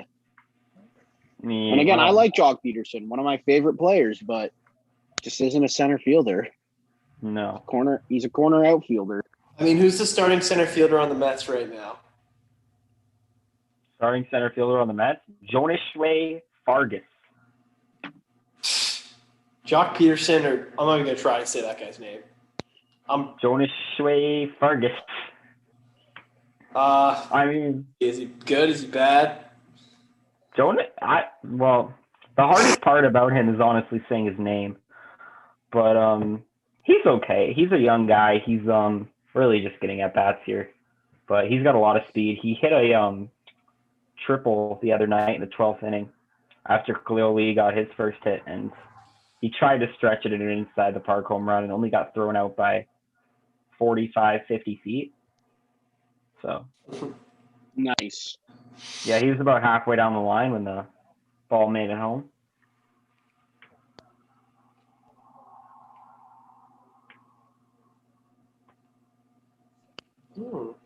Yeah.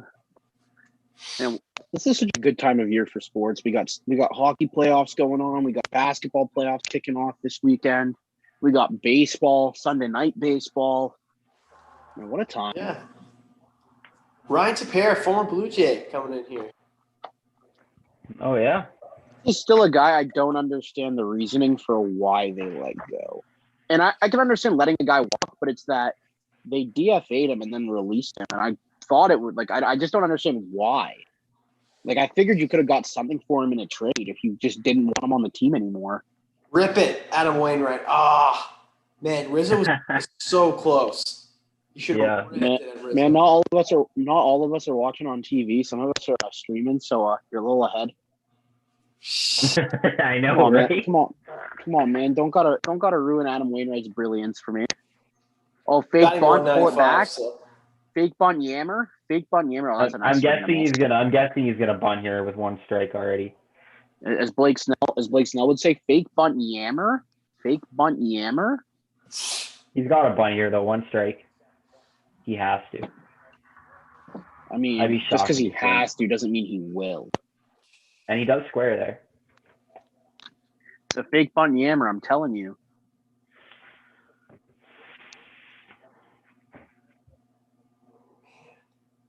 Oh, never mind. He's going for the bunt. Yeah. Oh, I you're wanna see some really far. pictures. I thought I was far behind. Yeah.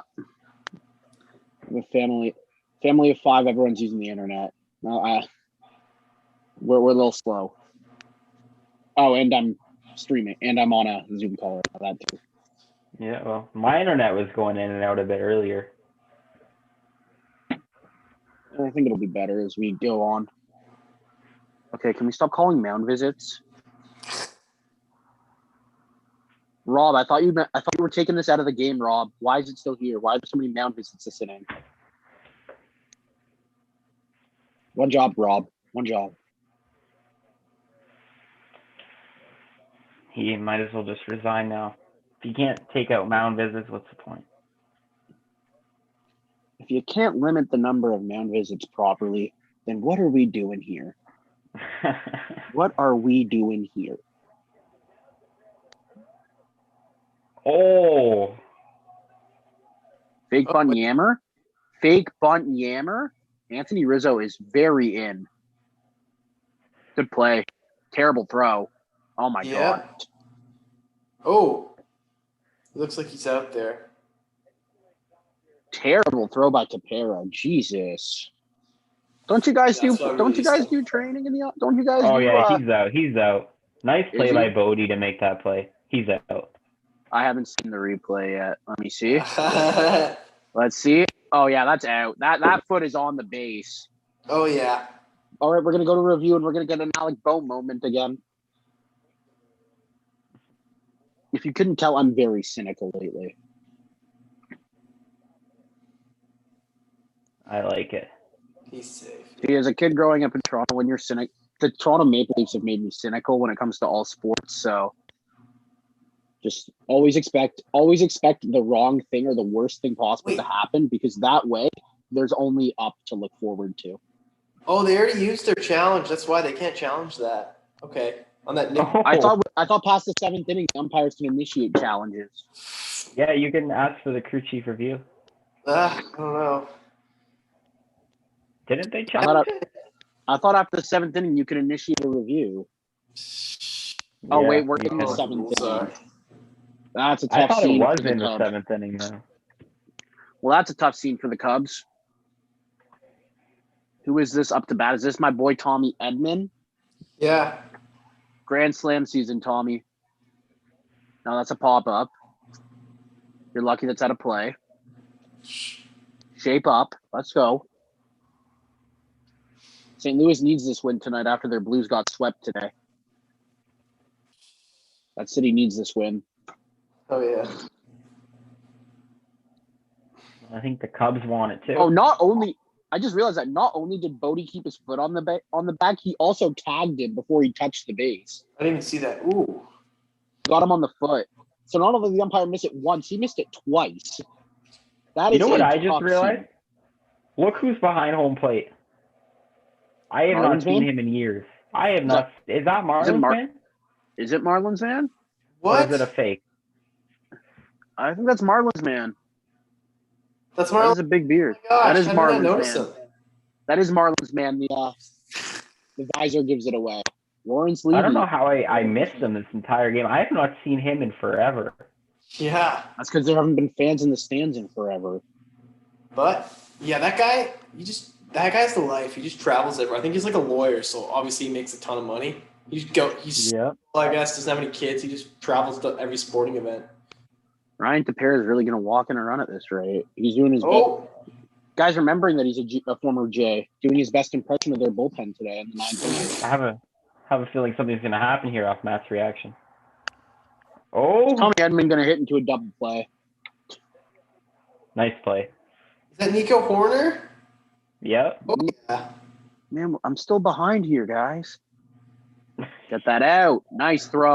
Nico Horner again. Wow. He's You're just seeing. I've already seen the replay 3 times. He's been great defensively this game. He has, yeah. Cardinals 0 for 8 in runners in scoring position today. Got a big bat up here. Goldschmidt 6 career grand slams. I actually went to a Cincinnati Reds game and I saw one of those grand slams when he was on the Diamondbacks. That's pretty cool. That The only is time I've pretty ever cool. seen Goldschmidt play was in Toronto. I don't think he did anything that game. It's sad. Yeah, I Patrick. have seen a no-hitter, though, so I can't really complain. Wow. I got to watch Justin Justin Verlander? Verlander's. I got to Yeah. watch Verlander's no-hitter during his MVP season in 2011. That was a good That's one. crazy. And I will forever remember how the perfect game was ruined. JP Arencibia, of all people, worked like a ridiculous 10-plus pitch at bat and ended up walking. Yeah, I remember Verlander was throwing 100 plus so many times in that at bat Yeah. too. It's like he's So, just unreal. So the reason, and I like JP Arencibia as a player when he was at the Jays, but the reason that will always stick up to me is absolutely ridiculous. It's oh, nice. That's a big out to get Goldschmidt there. Yeah. JP Good Arencibia was a career .212 hitter with a career .250 on base percentage. He worked a whopping 85 walks in over 1,600 plate appearances, and he walked to break up a perfect game. So to me, it's always just one of the funniest little baseball anecdotes I know. It's like, here you have a guy who never waits patiently for his pitch, and then of course he breaks up a perfect game that way. I broke We're up. gonna have another big Nolan Arenado Sunday night baseball moment coming up. That'd be nice. I broke up a perfect game in my career, or no hitter actually. Perfect game, no hitter. Wow. He's actually, it was again in Kingston. His name's Matt Brash. He was drafted 4th round by the Padres. He's in their farm system right now.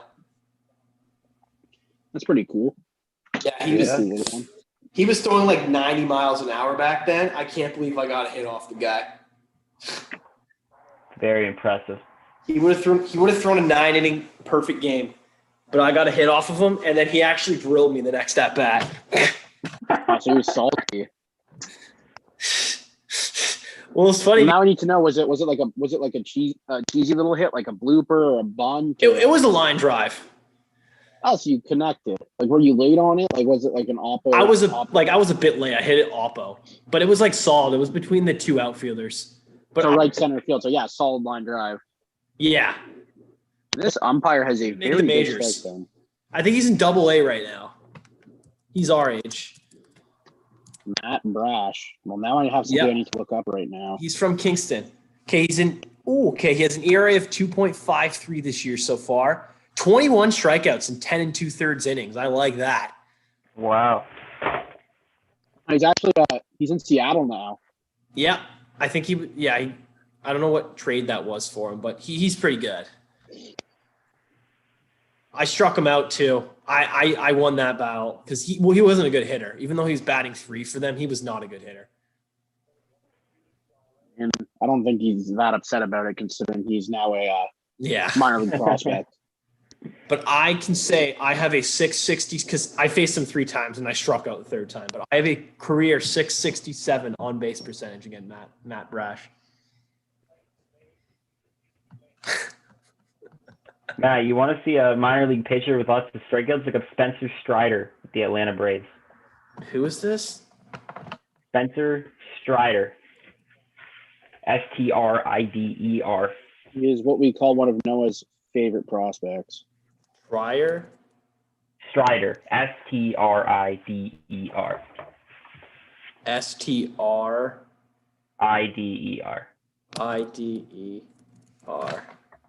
Strider, Spencer Strider, same age as us. 17 strikeouts and 6 2/3. Wow. And only one He's more. struck out 17 of 21 batters without a hit. He has a 0.15 whip. Wow. Holy I know. fourth round. Wow, he was drafted fourth round as well, same as Matt Brash. Was it the same draft? Oh no, Was it? drafted No. 2019. He was drafted 2020. The reason Strider was drafted fourth round, though, is because he had Tommy John surgery, and then he only threw 4 appearances for Clemson before his draft. So the fact that he was drafted fourth round off those 4 appearances, Braves saw enough, I guess, and he's already started great. This has been a good at-bat battle here, by the way. I think, what is this, the 7th pitch coming up? For me, Yeah. it's the 6th. 6? I see 6 pitches on the – they list them all. I told you I'm behind, man. Oh, true. Well, I've already seen the replay of this pitch twice or 3 times. Justin's getting salty here. I'm not salty with you. I'm salty with my internet.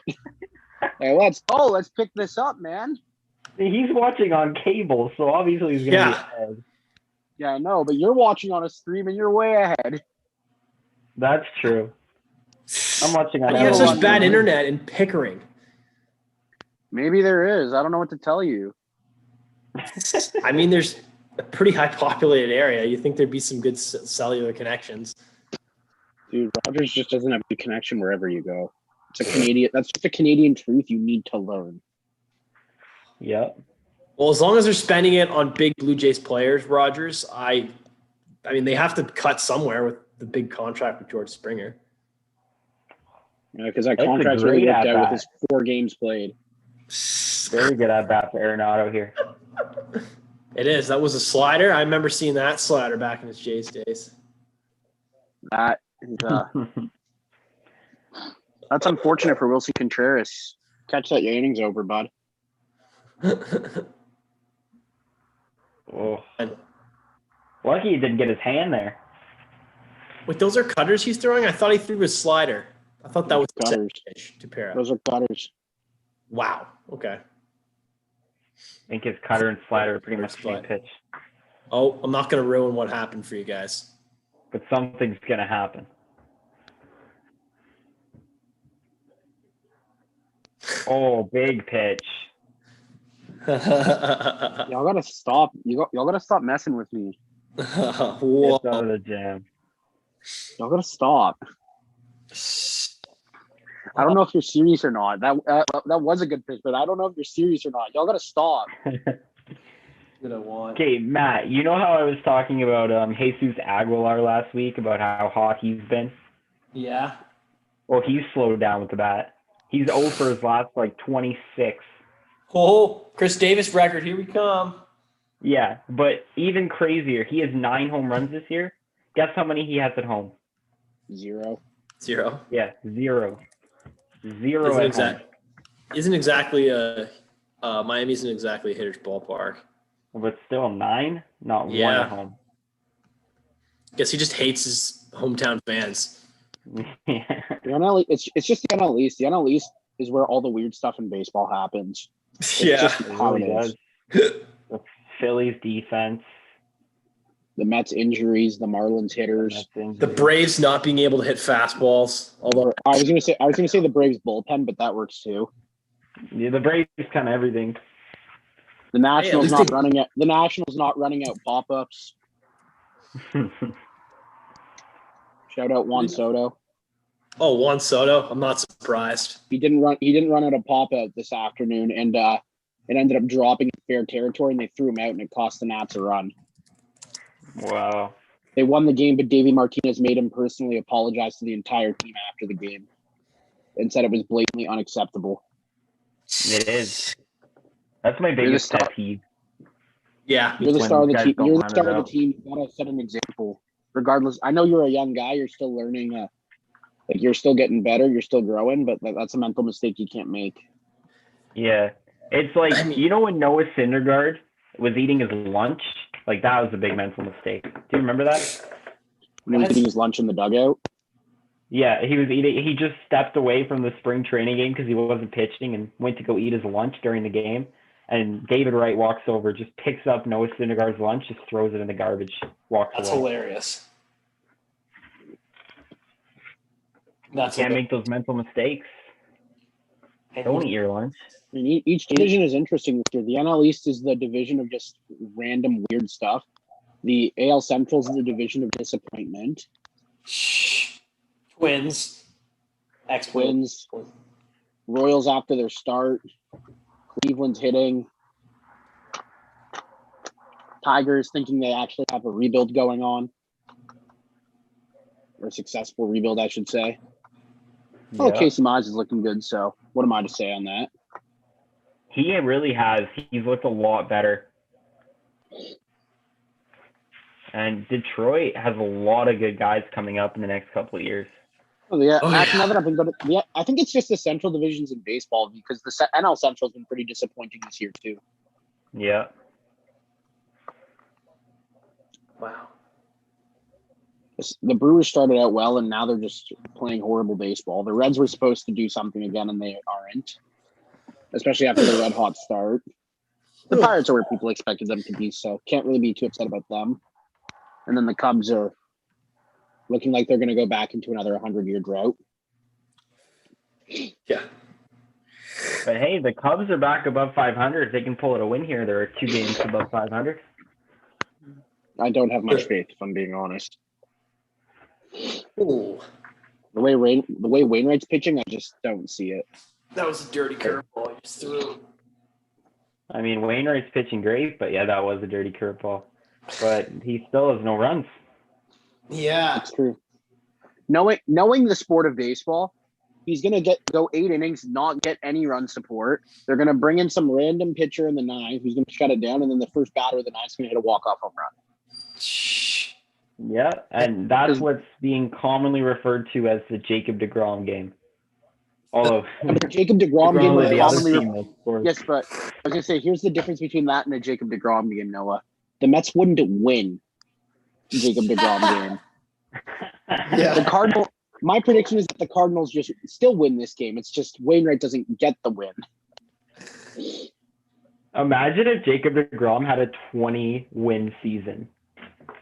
That would world involve the would Mets literally scoring more. That would be involve over. him having a sub-1 ERA because we all know the Mets aren't scoring more than 2 runs per start for him over a full season. That's true.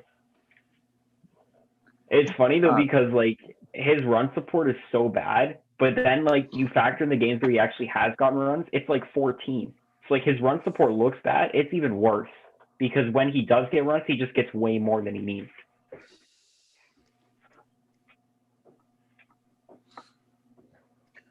Oh, Giovanni Gallegos is warming in the pen. Wow, David Bodie is not having a good season. I did not realize it. No, he's horrible right now. And then when Jason Hayward comes back, it's going to be hard for him to even get playing time. Chris Bryant back to third. There's no way they can take Nico Horner out of the lineup. He's hitting great. You're not taking Javi out either or Rizzo. Yeah, Jock's not playing well either. You might platoon those two. Wow. Sit Jock against lefties. Nice leg there, Matt. Oh, thanks. Crap. Looking real comfortable in those chairs there. Yeah, you're slouching a bit. Chairs are comfortable. Matt's just trying to kick back and enjoy Sunday night baseball. Yeah. Yeah. Sorry, I'm He from the agrees. AL East. I'm used to runs. Too bad your bullpen isn't used to succeeding. Oh my gosh. Oh man. That's bringing back nightmares for Mets fans. Oh baby. Oh, okay, yes. Did he just freeze him on a curveball? Oh yeah. Like you callow it in the middle of winter. That's frozen. Booyah, baby. Oh yeah, good night. Yep. Enjoy your walk back to the dugout. Good night. See you later. Take her easy. It's just Put like that the back pitch you down. got Beltron with, but Beltron's backdoor. Oh yeah. David Bodie, I don't get why you look so upset about that call. That's like there's no mistake. That's a strike. I know his strike zone hasn't been. Oh, good they're tonight, showing it. but They're showing the replay of the Beltron. No way. They just did, yeah. Mets fans having some. Mets fans having some sad flashbacks right now. Oh my goodness. That's so funny. Ooh. And another nice clean inning there. Sunday Night Baseball out here traumatizing Mets fans. You know, it took me 14 years as a Mets fan to get over that, and I've seen it twice tonight. I don't think I ever want to see it again. Man, that pitch is disgusting to this day. Waino Wainwright's threw had some 8. great starts this year. And he's had some bad starts too, but in an age 39 season, he's pitched quite well. Some vintage Waino for the St. Louis One faithful. hitter. Did Adam Wainwright ever Considering- throw a no-hitter? Considering that hit was in the first inning, that's impressive. Has he ever thrown a no-hitter? I don't believe so. No, I don't think so. Spencer Turnbull has more no-hitters than Adam Wainwright. No. Wade Miley has more. Yeah, Wade no-hitters. Miley. That's what I was gonna say. But I mean, to be fair, Adam Wainwright plays in the NL Central. He barely ever gets to face the Indians, Rangers, and Mariners. That's true. And if you can't play those 3 teams, at least in 2021, no hitters unless you're playing one of those 3 teams. Fortunately, the Jays don't have a pitcher that can pitch that long and take advantage and get a no-hitter. But the best part about this year was definitely the Joe Musgrove no-hitter. Oh, yeah. Finally. Freaking San San Diego. Diego's curse. Finally getting one. And it was a hometown guy that got it, a guy from San Diego. Exactly. That was sick. It really was. Wow. Joe Musgrove. He's been really good for the Padres this year. The Pirates once again got swindled in a trade. Shocker. Yeah. Well, who'd they get back in that trade? Well, the Mets were part of this trade. I didn't even realize that. Yeah, so the Mets got Lucchesi, who's been not good. Yeah, the Pirates got Omar Cruz, Drake Fellows, Hudson Head, David Bednar. I have no idea who any of these guys are. I think Hudson Head's a pretty good prospect. Yeah, he's got a good head on his shoulders. 3rd round pick. HH, the man. He is having not the best year in single A Braden. Wow. Dan Winkler's been good for the Cubs, 0.63 ERA and 14 1/3 innings. Is this Jesse's brother or something? I think it's his dad. This is Winkler, not Winkler. Come on, man. You're supposed to be an expert here. Winker. Oh, the L. I literally took the L from Winker, I guess. Or you did, or I don't know what. Amateur Oh, hour that. out here. Oh my goodness. This is supposed to be a professional establishment, man. That's some amateur. That's some amateur. Hey, I'm not the NL Central. I'm the AL Central. But the worst Matt's done is how did you say his name, Matt? Edmundo. Edmundo Who is this player? I can barely read. Sosa. Edmundo Sosa. He was like Edmundo. I can't read. Oh, it's okay. One of my buddies was he's not really that deep into baseball, but he started playing MLB The Show, and he's like, "Who's Ryan McMahon?" I was like, "Oh no!" Ooh, And then he misread Joe. And then he misread Joe Musgrove as Jose Musgrove. So I think that one takes the cake. All right. I'm sure the Pirates are so- really loving Jose Musgrove's contributions this year. Oh yeah. Hudson Head, the one prospect that we were just talking about, is hitting 170 for their single A team. Oh yeah. That's a big 53 yikes. at bats, 9 hits, 1 extra base hit. That's a big Hudson yikes. Head. 23 strikeouts in his 53 at bats. You know It's who single A. isn't? You know who isn't hitting poorly right now? Ooh. A lot of people. Fernando Tatis Jr., who has Oh, one he had a working huge shoulder. day. He has one He had a working huge day. shoulder. Imagine if he was 100% healthy and actually knew how to play shortstop again. MLB would still somehow overhype him. He might just mess around and accidentally win an MVP. while playing with a destroyed shoulder and zero defensive ability anymore. It's got to be Acuna. I mean, if the Braves don't finish over 500 and keep losing, I don't see it. Like, I know winning is a team stat, but at the same time, it still has to factor in a little bit. He's only had 153 at bats. Yeah, Acuna, it's the same- he leads. I mean, the it's an league. unpopular opinion. I have an unpopular opinion on that, but that's why I think Ohtani won't win AL MVP, even if the stats say he should. Who's winning then? I honestly think right now, really low key candidate, Xander Bogaerts. Fuck that. I think Xander Bogaerts is a really under the radar candidate. Ohtani's got to win though, because he's not just doing it with the bat; he's doing it with the arm. I know, but he's Yeah. doing all these incredible things. But where's that getting the Angels? Fuck all. I mean, where did the Angels go when Mike Trout won MVPs? What do they Yeah, do? exactly. That's fair.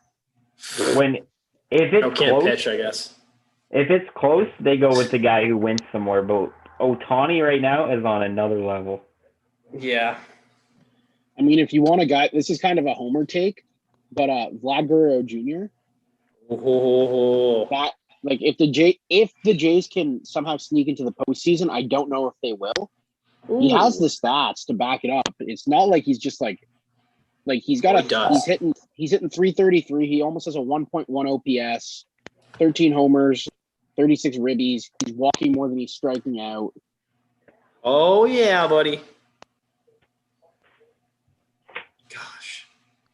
Like if you told me before the season that Vlad Guerrero Jr. could actually be a legitimate MVP candidate, even being from Toronto and growing up a Jays fan, I would have laughed at you. I would have told you you're crazy. And I love Vlad. I love But that too. like if he keeps hitting like this, it's not so far fetched anymore. Well, here's your boy, Matt. Edmundo Sosa. Edmundo. I thought we were talking about Andrew Chavin and the bullpen with just a No. greasy stash. Edmundo. He's hitting 400 this year. This is a guy you want at the plate. Forget about the What, sample 5 size. at bats? He's had like 25 at bats. Oh, okay. I mean, Vlad. Here. I mean, here, Vlad Guerrero leads MLB in F4 right now. Just saying. Woo, baby. Number 3 on that list, by the way, is Xander Bogaerts.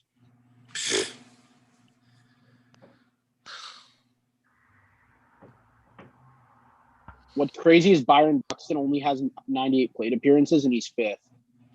Yeah, because he's incredible. And again, the big thing Well, it's because of the defense with Buxton. yeah, he's a really good defender. You just can never stay healthy. Nope. Like, gosh. Whoa. Oh, Wow. pardon me.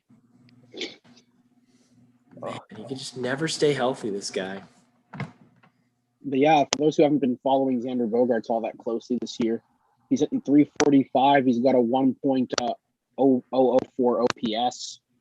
He's got 10 Wow. homers, 20. He's got 10 homers, 27 runs scored, 30 RBIs, and that's on a first place Red Sox team that many did not expect to be in first place, myself included.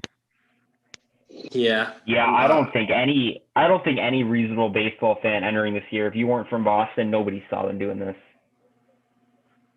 Oh, It's because the pitching's actually stepped up. It's been that's the thing. It's amazing what happens when you get MLB caliber pitching. And I'm not going to say good pitching. I'm going to say MLB caliber pitching when you have a good offense. When you have a good offense. Yeah. And I mean, I think in one of your hot take segments, you wrote how they were going to be sellers at the deadline. I did. And last I did place 'cause in the East.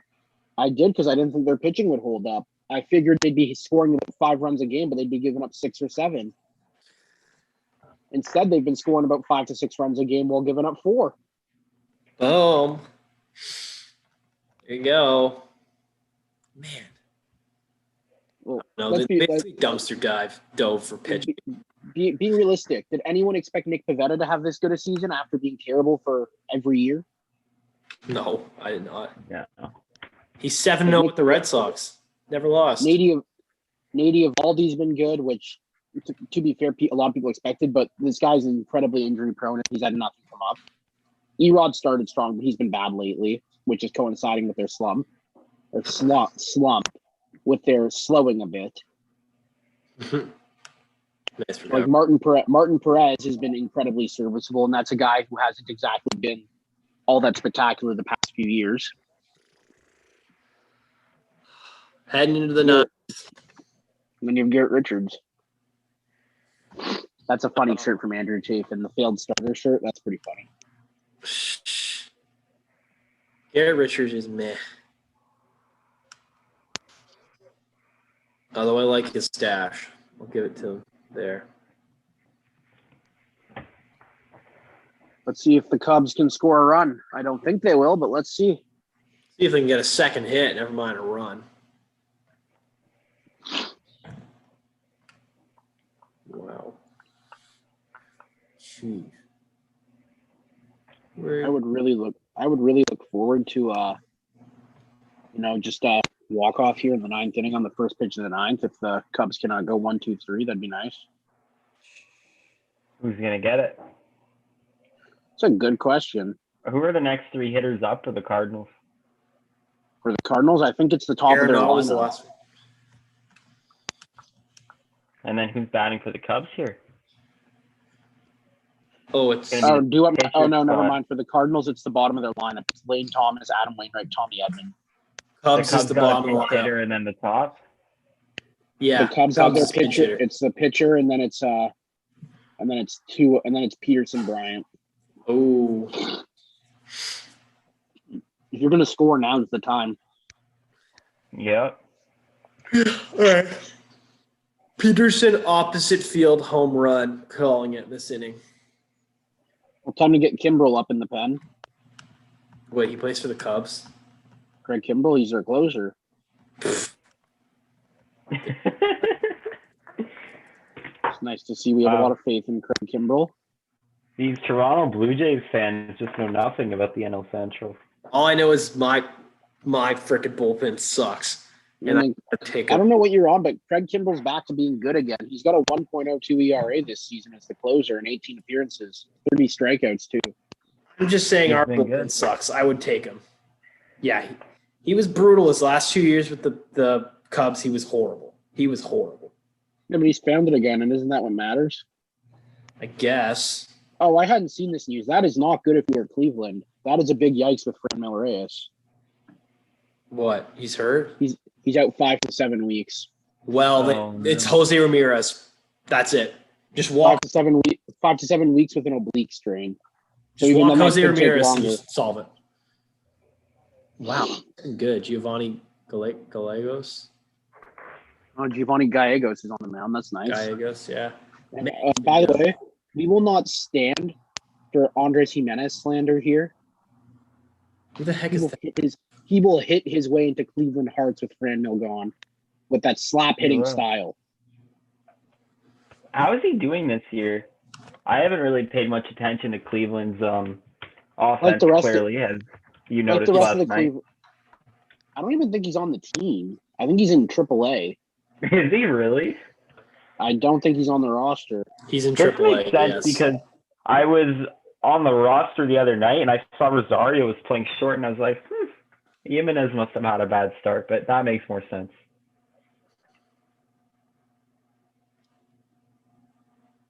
But yeah, I mean, Jose Ramirez leads Cleveland in batting average for guys with more than 20 plate appearances, and he's hitting a swift 261. Wow. Josh Naylor's second, I guess, 259. Yep. Well, Then we know after Josh Peterson is going to be swinging for So- a homer here. Yeah, I called Duran's it. got a 912 OPS. Franmil second with an 892. After that, the next highest OPS among regulars is for guys that have a lot of at bats would be Jordan Luplow. He's 750. Man. For guys with not much playing time that have become regulars, it's Harold Ramirez after that. But he's only had 50 plate appearances, so small sample.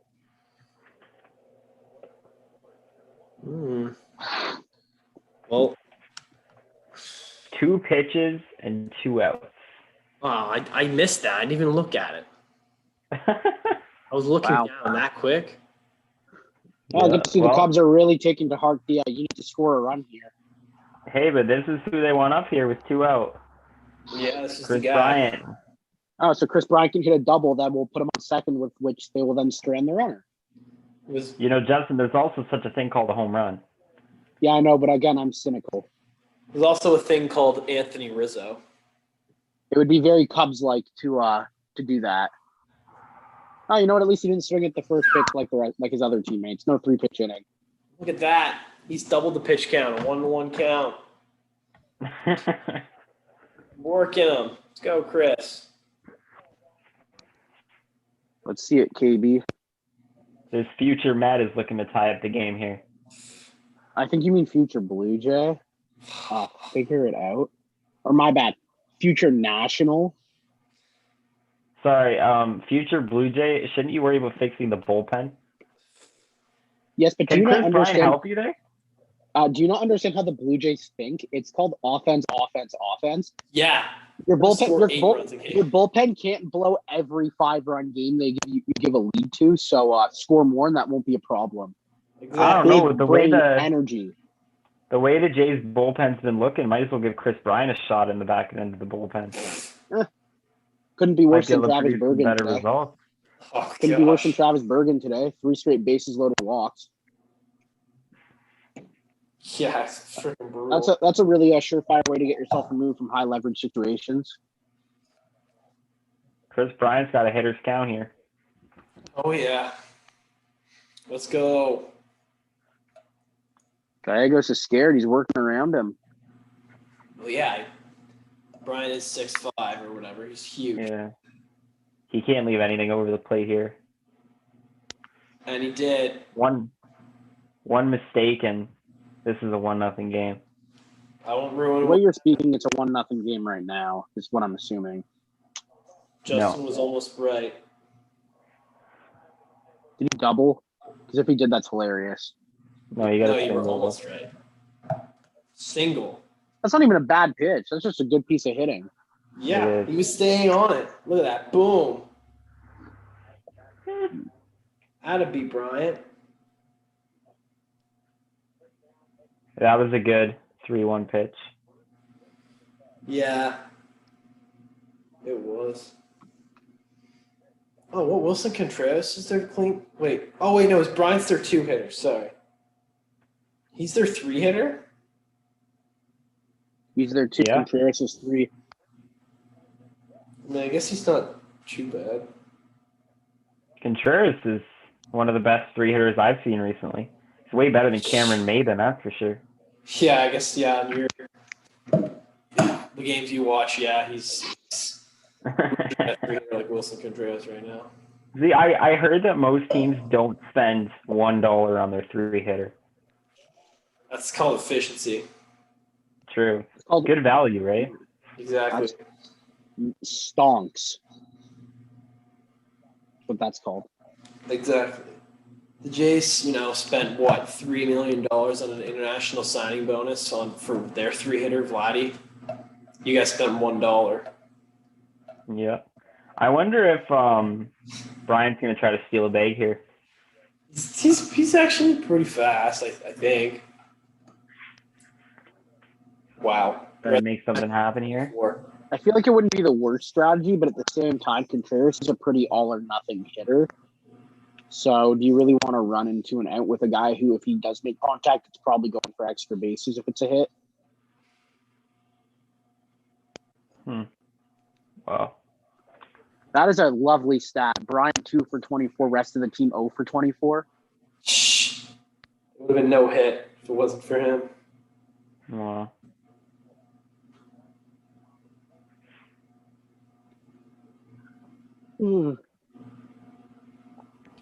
Let's go.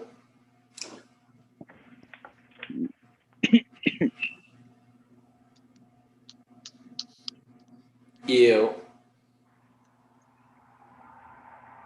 innings was going so quickly. Now it's slowed down so much because Gallegos can't throw strikes. Like, let's go, Giovanni. Oh, nice pitch. Ew. That was disgusting. That was All right, filthy. time for my prediction to come true. Lane Thomas, walk-off hero. Tommy Edman. Nah, Wait, Lane who's Thomas. up here? Lane Thomas is leading it off. He's lame. Who cares? He's going. He's pulling one 350 down the line for a wall scrape walk-off. Thomas No way. sucks. And people are lighting fireworks outside my house. Happy Victoria Day. Enjoy the May 2-4 weekend here in Canada. 211 career batting average, Lane Thomas. He sucks. Dude, he's going deep. You just got to believe. And now that I'm believing, he's going to pop out, and my cynical approach is going to be proven true. Who's the pinch hitter going to be? Who's left? Who do the Cardinals still have their full complement of bench players? Yeah, they have Carlson, Carpenter. They one of those guys. Carlson's a switch hitter. Carpenter's a left. Who's pitching for the Cubs? For me personally, I'd probably go Carlson and then double switch him into the game. Carlson probably, yeah. He's a switch hitter, and Chaffin's a lefty. I should rephrase that. I would double switch him into the game depending on what part of the lineup I'm at. True. Yeah. Because like if I'm taking out the guy that's supposed to lead off the next inning to double switch him in, it's probably not my best strategy to do that. Why is Dylan Carlson not in the line? It's been pretty good. Probably just an off day. Gosh. He hasn't hit a home run in a while, so his slugging is atrocious. But he gets on base. Hits the ball. Oh, he has a back problem. Oh. Back tightness. Wonder if he'll be available off the bench. Guess we'll have to see. You can put Max Moroff in.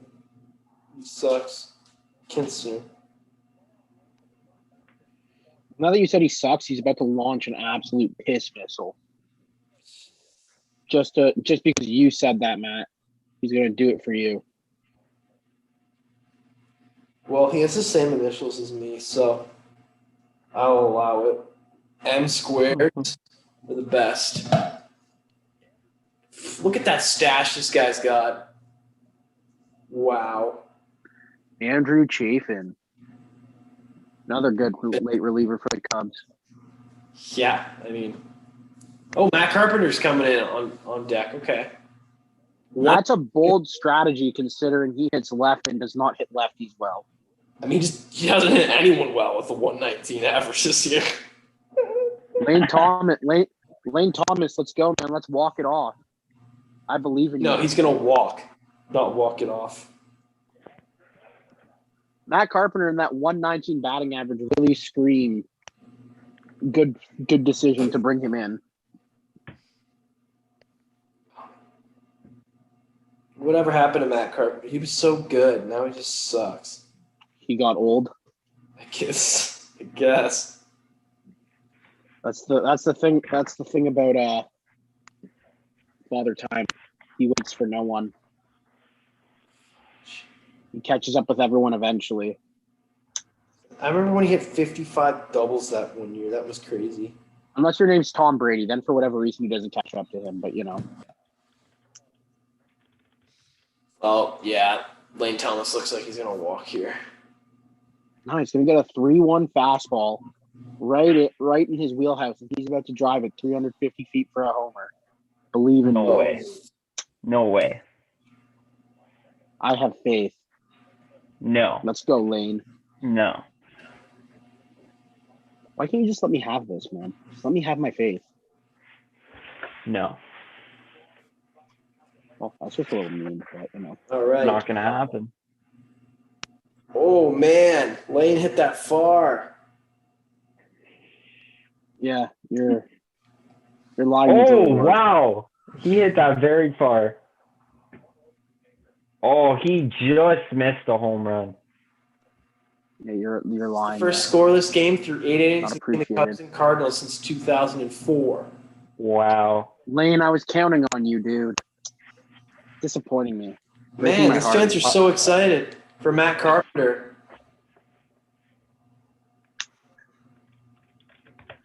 Lane, dude, you broke my heart. Why you have to do me like that? Carpenter sucks.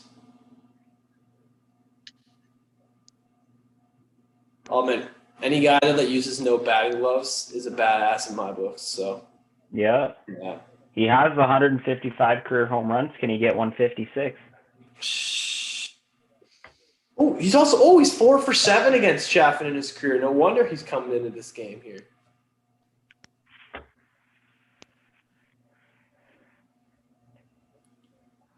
He's only got 8 hits this year. 3 of them have been home runs. Blue, you've been calling that a strike all night, my guy. You Wow, gotta that was a stick to brutal that. swing.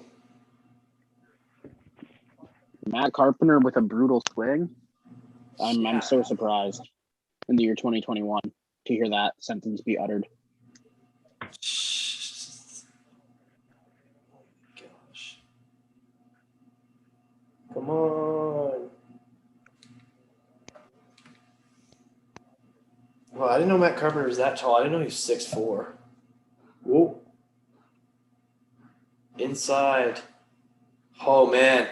Chaffin and his mustache knows Matt Carpenter hits him pretty well in his career.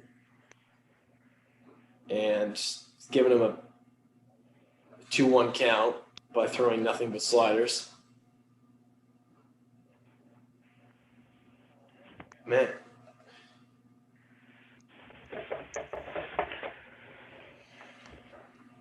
Oh. Finally a fastball. Ooh. Oh, man. The happy fan that caught that. Oh, yeah. What's the 45 on their side? Is that for Hank Aaron? The 45? Yeah. 40. Hank Aaron was 44, so I don't think for him, but I'm not sure who. Oh, Bob Gibson. That's Bob Gibson. Oh, Yeah. he died? I didn't know that.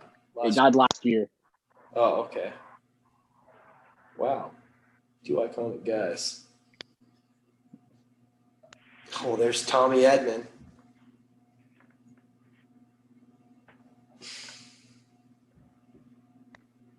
That was a good pitch by Chaffin. Lost a lot of great baseball players this last year. Tom Seaver with the Mets. Oh, yeah. Hank Aaron. Ooh, missed that. Yeah, Hank Aaron. There's another guy, too. I'm trying to think of. I forget.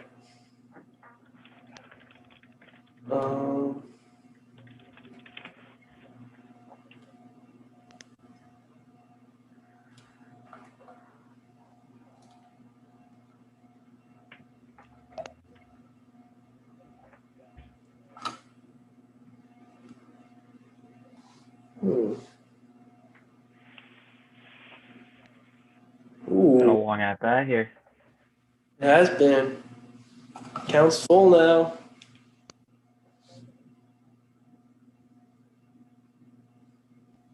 Oh, baby.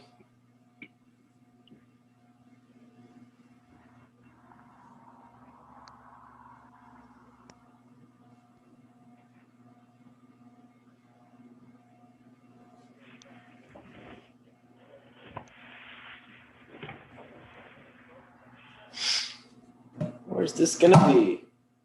Oh, Carpenter works the walk. Tommy Edman's turn. Oh, my hit king. T-run bomb. Tommy is more of a slap hitter kind of guy. Shh. Why can't he hit At the end. bomb? I mean, he could. I just don't expect it. Shh. All he's got to do is hit one down the line. That's fair.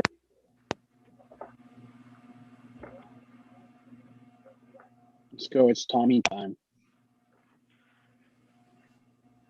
Tommy time.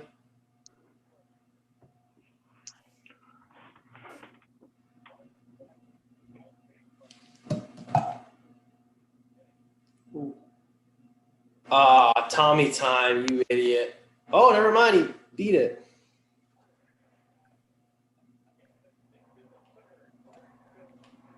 That's where that They get the speed out, pays though. off.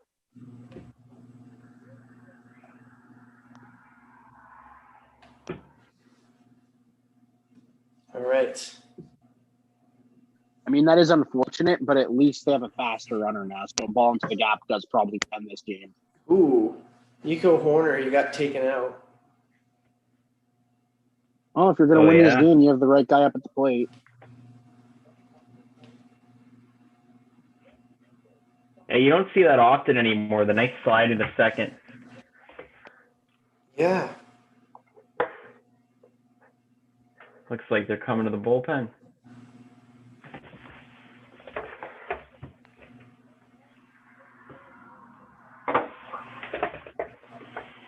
Is this Kimbrel coming in? I think so. Is it that anchor? Buck Showalter's in shambles right now. You can't bring your closer in when you don't have the lead. That's illegal. Yeah.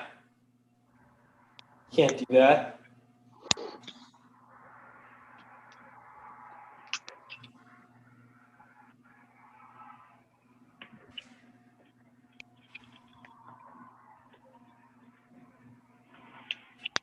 Oh my God.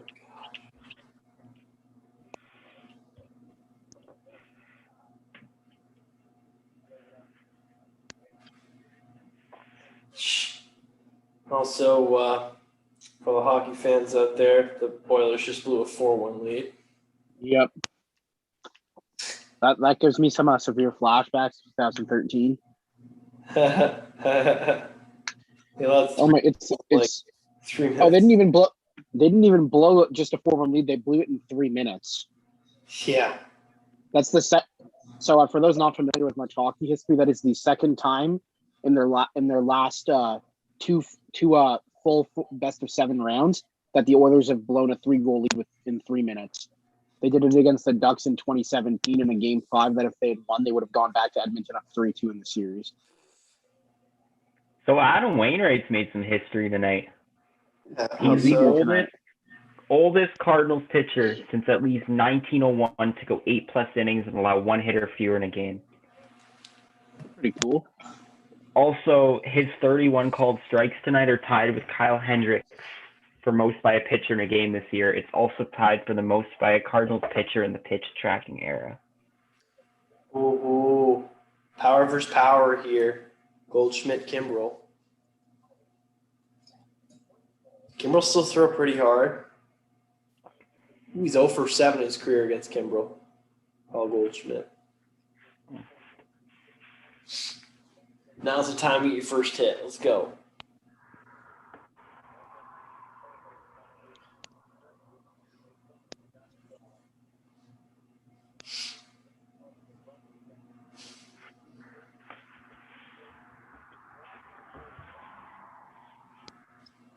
So aside from Tatis, there's only 2 shortstops ever to have 6 multi-home run games before turning 23. Can you name the other 2?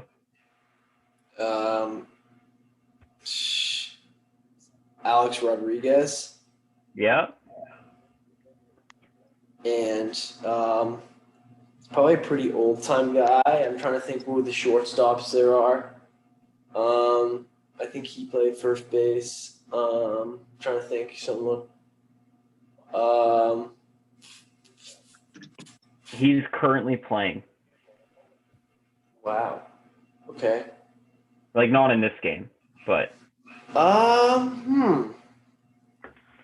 Will Paul Goldschmidt finish this game? Xander Bogaerts. no, All I'm it is begging you, actually please. Gleyber Torres. That's surprising how he's hitting this year, although he did go 3 for 4 this year. Yeah. Paul Goldschmidt, I'm begging you, please end this game. So many throws to first. Yeah, Tommy Edman Kimbrel. strikes fear in the opponents with his base running skills. He's 8 for 9 this year, Tommy Edman. It's also because Craig Kimbrell takes forever to throw home. So, Does. although I don't see why Edmund would run with one of your most dangerous hitters at the plate. Like if you get thrown out, that's just Well, apparently this guy will swing at anything at the plate.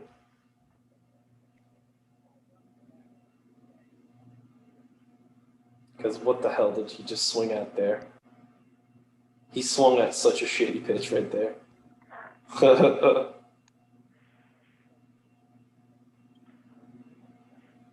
Yeah, not a good start to the at bat. Oh. Nah. KB. We're going extras. He was running there too on 0-2. Wow, what a game. All right, I'll be right back, boys. No worries. You won't miss offense, to say the least. into extras they go. Who's coming up for the Cubs? It is Rizzo, I think, leading it off. Oh, baby. There we go. The other part of this.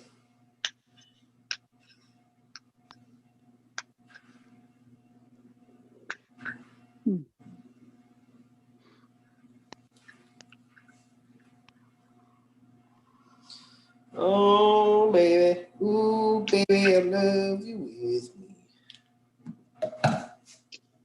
Who's pitching for the Cardinals? Is it Alex Reyes coming in? That is a good question. Is Jordan Hicks hurt?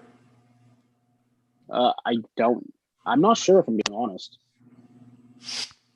I'd love to see that 104-mile-per-hour fastball. What the hell? Let's see. Oh, he's in the 60-day IL. Of course he is.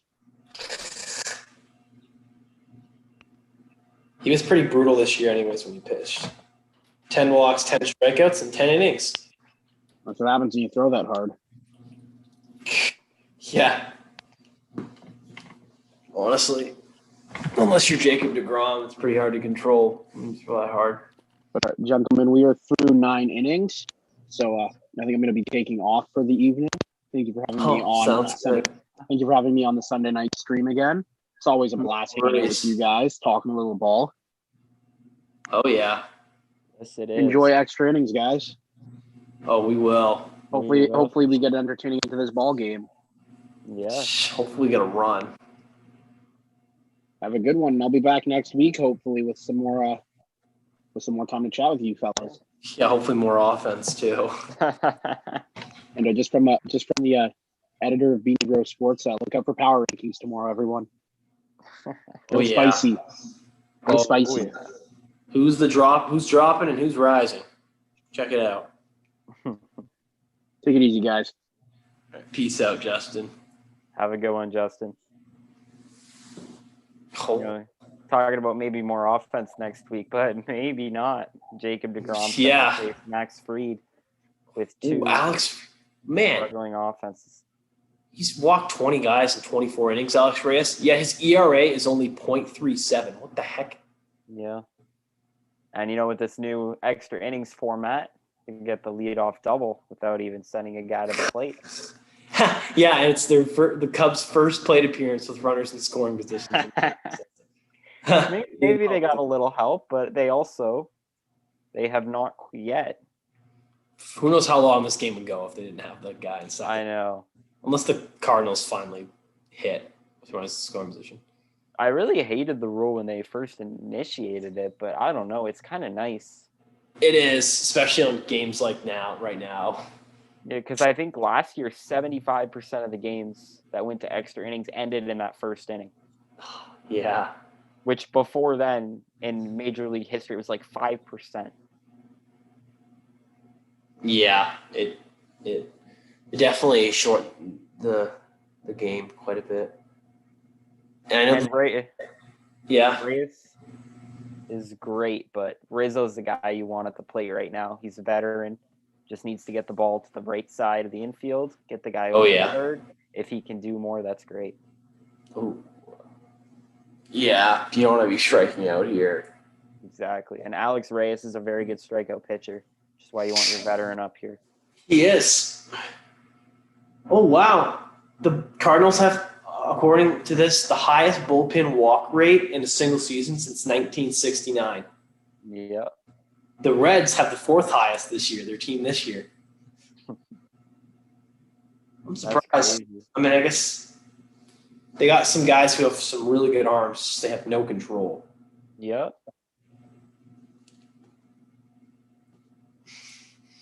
Rizzo did a good job just to get a piece of that one. Yeah, he did. I mean, after seeing 3 fastballs in a row, he tries to drop in the curve. So good on Rizzo for fouling that off. So I talk about Cameron Maybin batting third for the Mets. Juan Lagares made his first career start in the cleanup spot today for the Angels. His most career starts in any lineup spot is batting 8th. He's batted 8th 108 times in his career.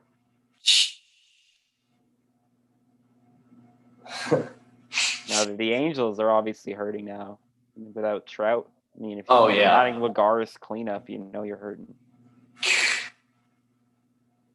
I mean, it's been the same story. Trout's really good, and that's going to hurt them, but it's just their pitching is just so awful. It's horrible. It's awful. I just wish they could have gotten Trevor Bauer. I was hoping Trevor Bauer would land with the Angels. Yeah. It seemed like they were willing to spend on him too, just to prevent him from going to the Dodgers. But Ooh, what a surprise. Javier Baez with a wild swing and a horrible pitch. Oh, my gosh. and this is not the guy you want up here with the guy No. on third and 1 out. Yeah, when you're swinging that crap like that. Baez is the guy you want up with 2 out, nobody on. Not the guy you want up with 1 out. Yeah. Third. Yeah, when you definitely want to put the ball in play. You need to score here. Yeah, you do. Ooh. He got a hold of that one. Gone. Wow, He crushed that. he did. Deep center too. Oh, all the Cubs fans are going nuts in St. Louis. Oh yeah. Nice. Well, Nice. it Fans doesn't matter. really matter Javier Baez with the guy on third 1 out because he takes the Yeah. lead. Oh my And God. this is the first time a team has gotten to Alex Reyes really this year. Was it the first home run he's given up? I'm guessing so. His ERA is so low. Yeah, totally. I'll double check though. Was that? Oh, yeah, it's so funny. They show the first pitch and he just didn't look good, and then he hung that slider. Oh, it was His first pitch looked horrible, and that's what he was trying to do with that second pitch. He just hung way too much. Wow.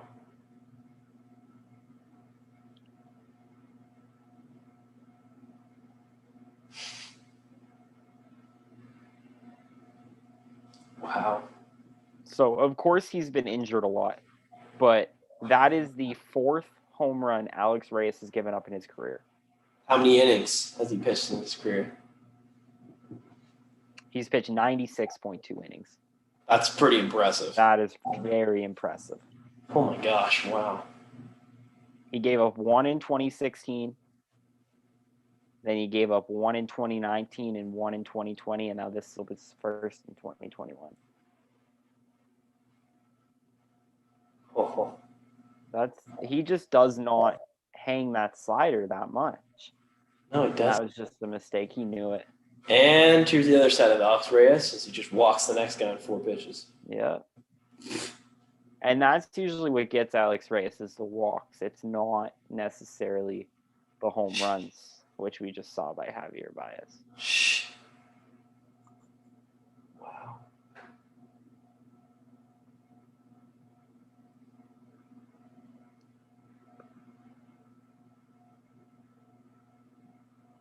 Okay. Oh, man.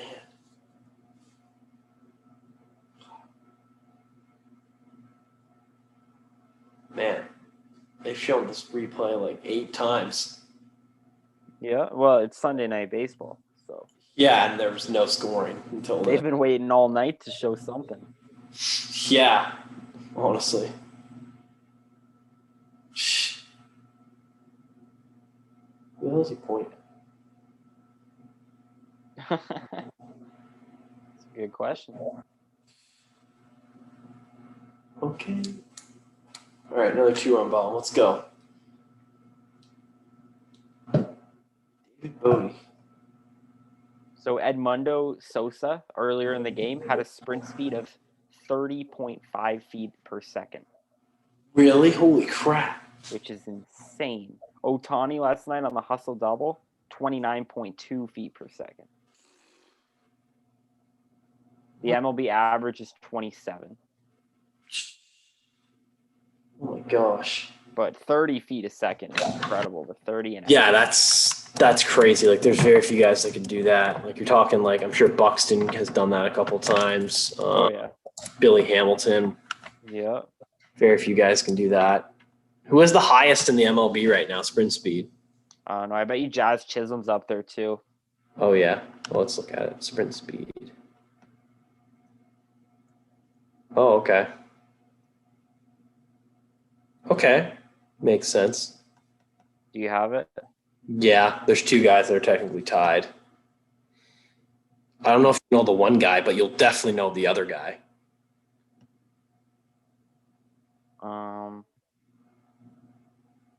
What team does he play for? One plays on the Padres, the other one plays on the Nationals. Oh, Trey Turner. Yeah. He is so good. Oh, yeah. And the other guy's named Jorge Mateo. Okay. He's a former Yankee prospect, correct? I think so. Ooh, man. Oh, yeah, I just found it. So, yeah, Hamilton's ranked 6th, Buxton's 7th. Wow, the Cardinals have a lot of guys up here. Well, they have Tyler O'Neill, I didn't realize he was that fast. Yeah, he's even faster than Edmundo Sosa, according to this. Wow. Wow. Assuming this is average, though?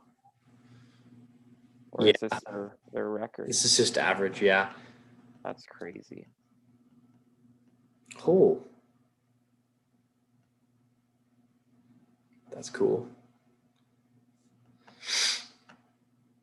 Andrew McCutcheon's on this list at 63.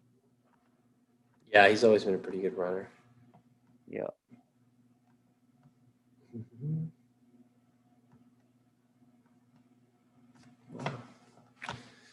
Yeah, JT Realmuto, by far and away the fastest catcher in the league. Then Danny Jansen at number 2.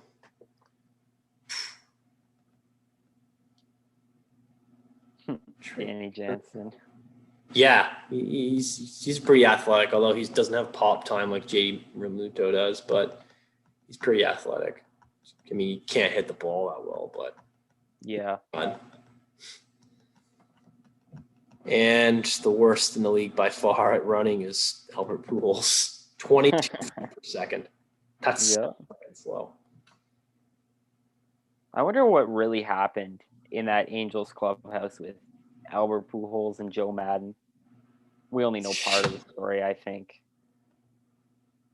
What was the story of it? I didn't really see Well, anything about it. they were, I guess, saying that Madden pretty much said that he was more of a bench player, and Pujols said, like, he called him out. He said, "You play me."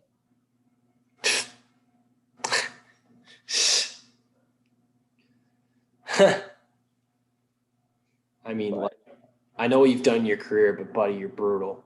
It's just funny because he was like, I need to play every day, and then he goes signs with the Dodgers. Yeah, he's not. Yeah, he's not going. Although I think was it yesterday he hit his first home run as a Dodger. Yeah. There you go.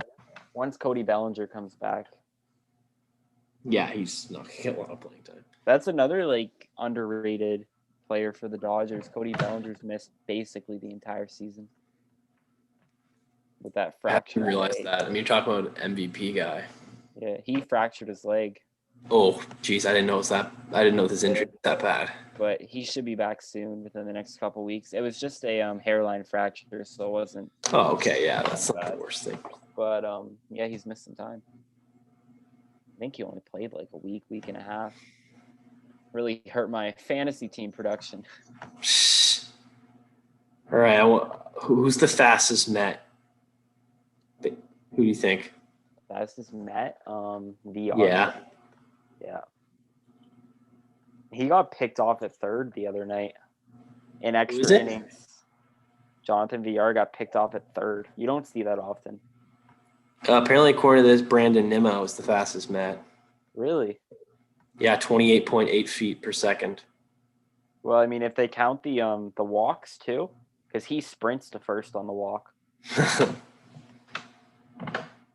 Yeah, he does. Wow. I didn't know he was that fast. I think he's like just as fast as Jose Altuve and Wow, that's Whitfield. crazy.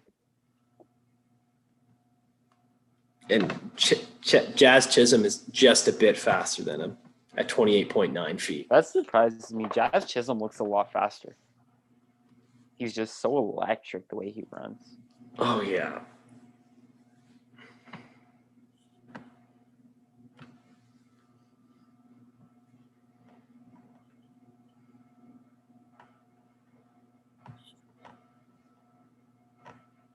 Well, here's Nico Horner. Yep, big at bat. Ooh, that was a nasty curveball he threw him there. Wow. I mean, he fought it off, but wow. Oh, yeah.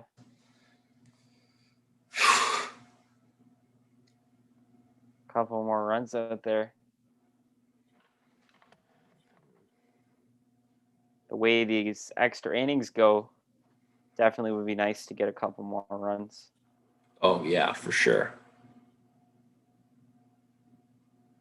I mean, the way the extra innings format goes now, you need to score one run in the top half. If you score two, you're looking good. If you score more than two, you're looking very good. Oh, yeah. That's for sure. Oh, good at bat here by Nico Horner. Just fouling hard pitches off. Oh, yeah.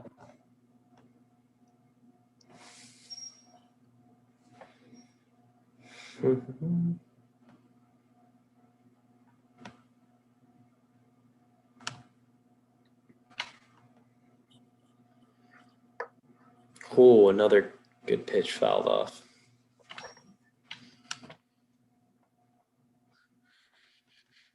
Wow, what an at bat. Wasn't that bad indeed.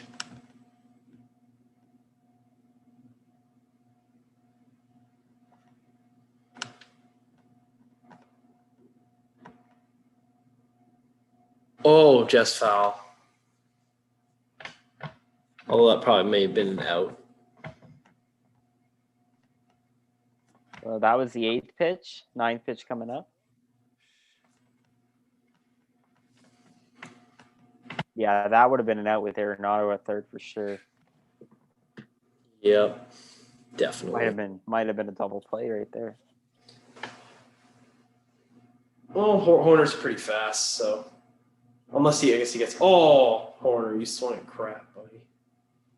I think Arenado's going to try to go to third there and throw to first. Yeah, probably would have. Oh, yeah, that was a bad pitch. Good at bat, bad ending. Yeah. After that at bat, you end it like that. Come on, Horner. Yeah. Let's go. Oh, this looks horrible.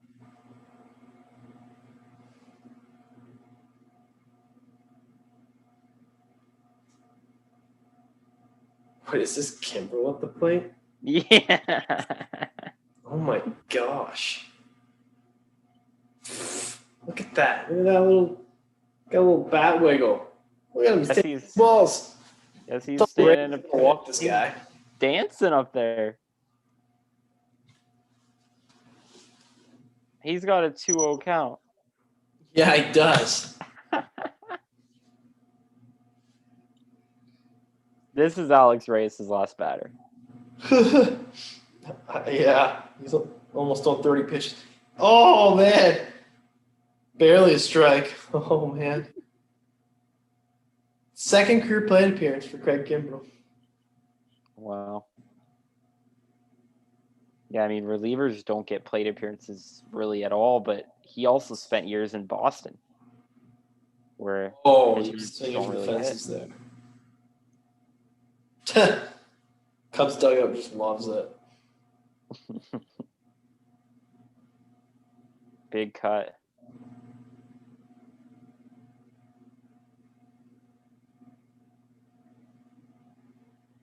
$30 pitches. Oh, ball 3. 3-2, 2 outs. Wow. Move.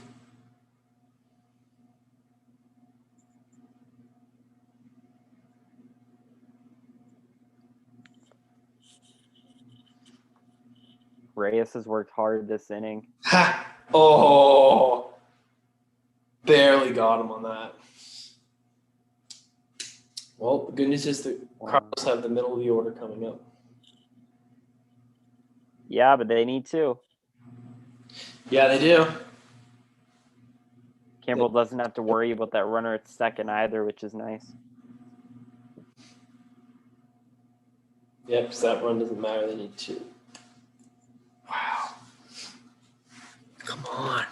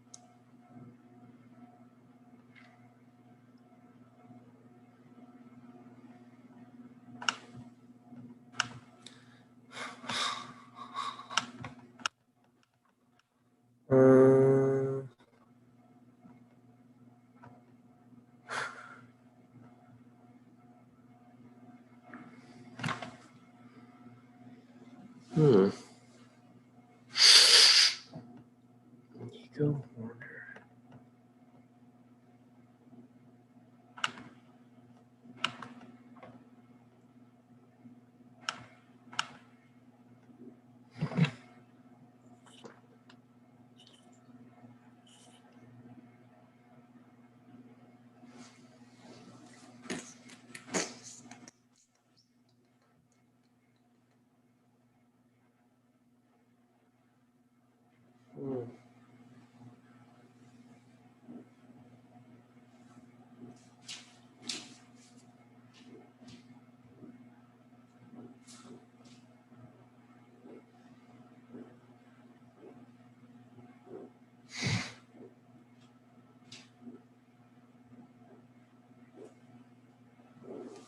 All right.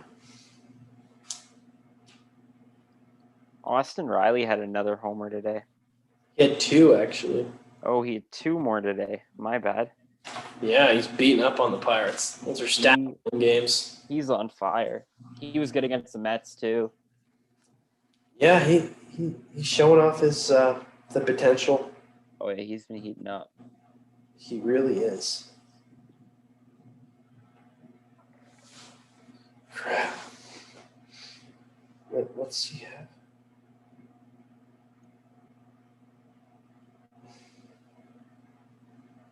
Wow, he's batting 320, yeah.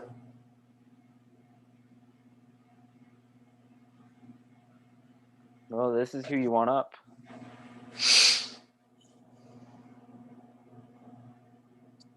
Arenado's up after Goldschmidt hit the imaginary double.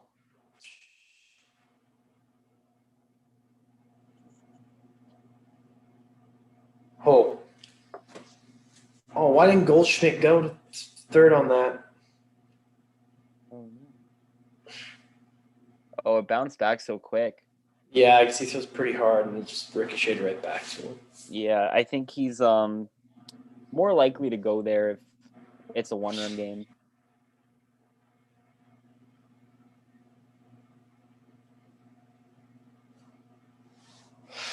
Well,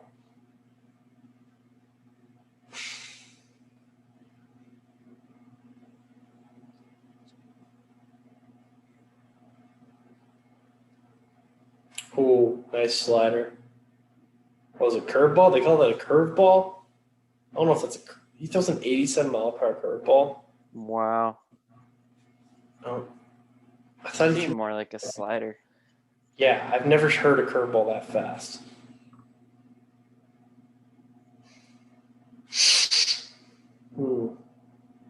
I bet you DeGrom's curveball is that fast. Probably. Oh, wow. Where the heck did that go? There you go. We got another chance. 99. That's a pass ball. Oh, He should have caught that. he has no idea where it is.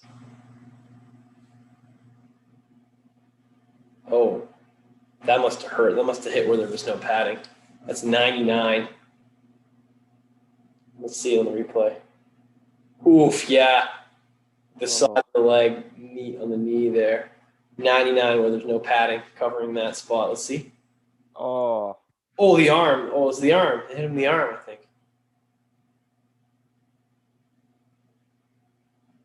Yeah. Yikes. oh, 99.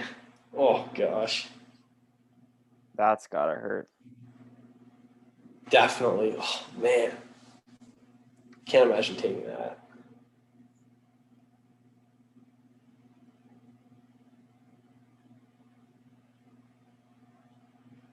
Oof, yeah. Oh. Right in the wrist. Oh, it's gotta hurt.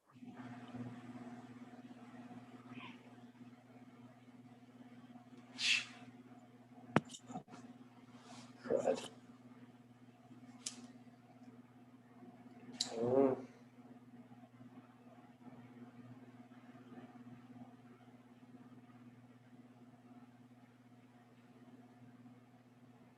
So Craig Kimbrell's at bat there. That was the second swing he's ever taken at the major league level. He fouled off a pitch from Josh Colmenter in September of 2015. I mean, yeah, I remember that guy. He didn't throw that hard. He was definitely the complete opposite of Alex Reyes. Yeah. He's probably topped out like 86. You know, Alex Reyes throwing 98, 99. Oh, yeah. Different.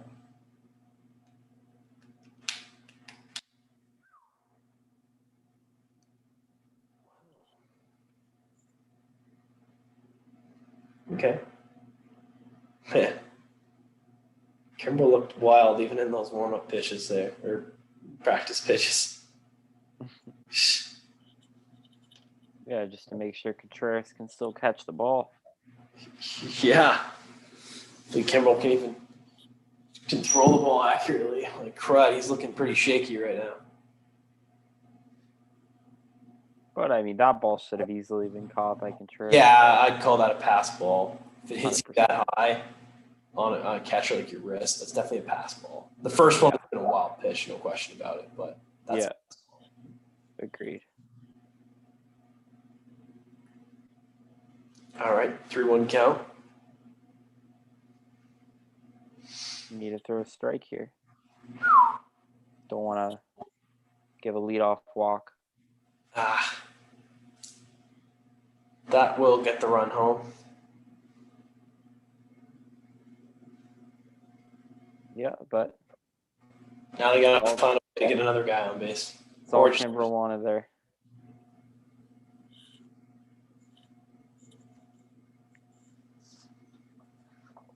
That run doesn't matter. Now there's 2 outs to go in this game. Exactly. No one on, so he can pitch from the full windup, or unless he pitches from the stretch anyways. But we got Yachty up.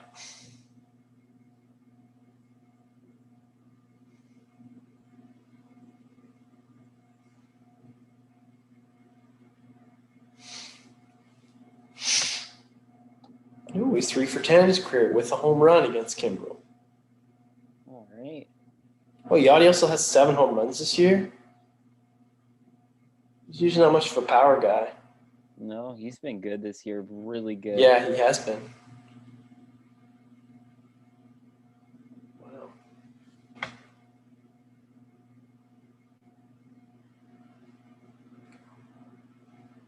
Again, falling behind another hitter here, 2-0.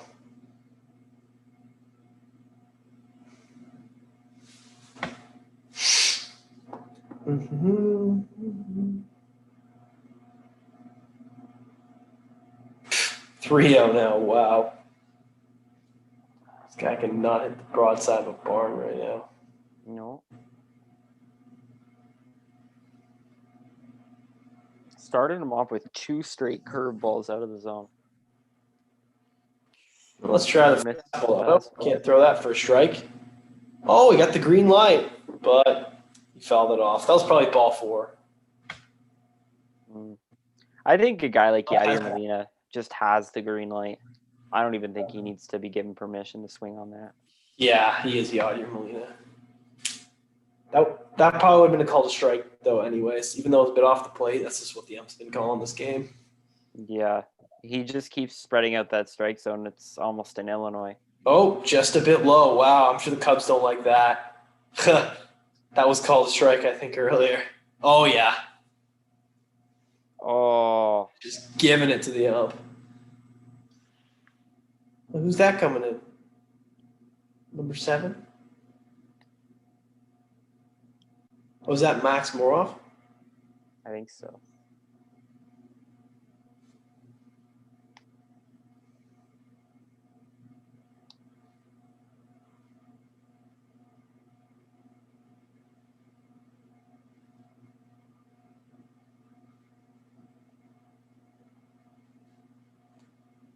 No, Andrew. Listener.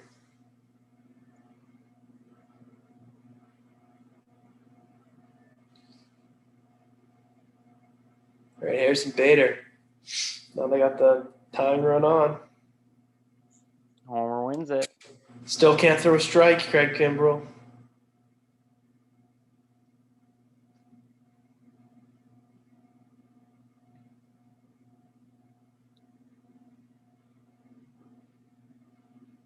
Marlins man looks like he's having a fun time.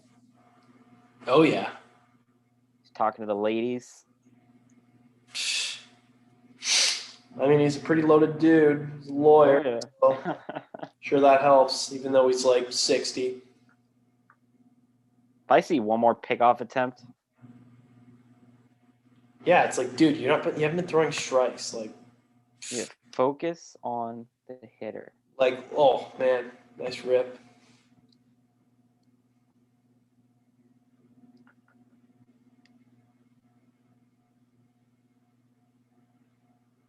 At least he finally threw a strike. And now this game seemed to go a lot longer than this last inning Oh, yeah. because neither one of these pitchers can hit the strike zone. No, they can't. Alex Reyes struggled to even throw a strike to Craig Kimbrell in his second career at bat. Yeah, he did. He really did.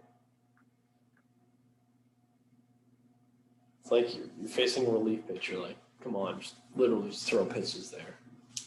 Literally. All right. Oh, yeah. Been called all game, even though it's like a couple inches off. Called all game. Yep. Bader didn't like it. Yeah, well, he's been calling it all game, so as long as he's consistent on both sides.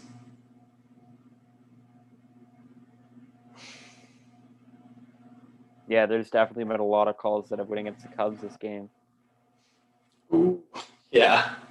I'll definitely admit the one on Yadier Molina last at bat, that was called a strike on a worse pitch earlier in the game. Yeah, Yeah, the Cubs. nice play by Contreras there Oh, yeah. in front of him.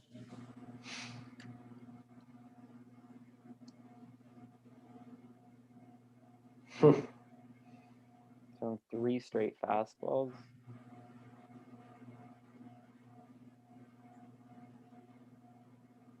Wow. Another fastball. Fouled off. Man. So that was just a save me swing right there. Oh, yeah, clearly. He was so late on that.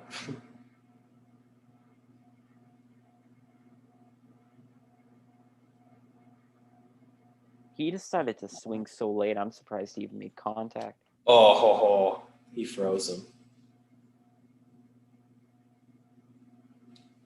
What were you looking for then? You were so late on the fastball, and then he throws you a curveball, whatever he throws. I was still in the middle of the zone. Yeah, what was he waiting for? He They was couldn't still have had any more so I plays. thought he was sitting on that, and then it's just right there. Oh, just a horrible at bat. Well, thank goodness you can play defense, Harrison Bader. That's all I have to say about that. You have to go down swinging there. Yeah, especially with the swing before that. And with the pitch right in the middle of the zone. Yeah, I don't know what he's doing. I just don't know how hitters can sit on fastball in that count. You just gotta protect the zone. Yeah, I mean, That was a nice first pitch by Kimbrel. Oh yeah, it was a really good pitch. Justin Williams. One of the worst hitters in the National League. Yep, and case in point on that swing. You know, we talk about the Phillies defense. There was one fly ball to Justin Williams in right field that the Phillies actually hit, ironically. Went right in his glove, and it did not stay in his glove. How the hell is this guy on a major league roster if he can't? That's what I'm wondering. He can't hit. He isn't the greatest defender. But What are you bringing to the table? I don't know.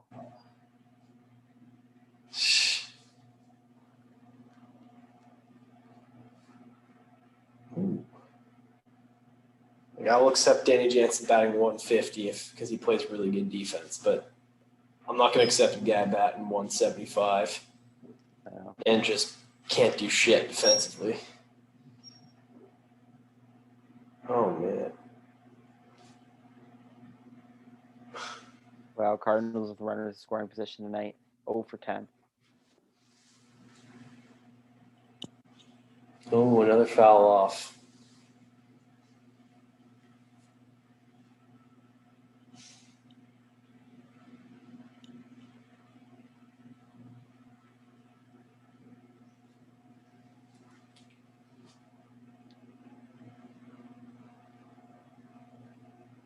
Go out of the zone on this last pitch. Just make contact the last few. Don't give him something to hit. He'll chase. Just inside. Cubs wanted it. That was inside. Good eye. Yeah, it was a really good eye.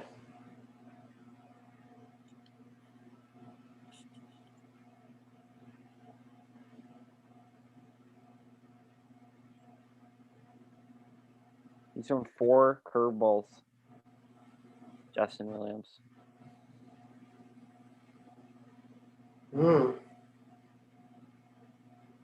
Just missed with that.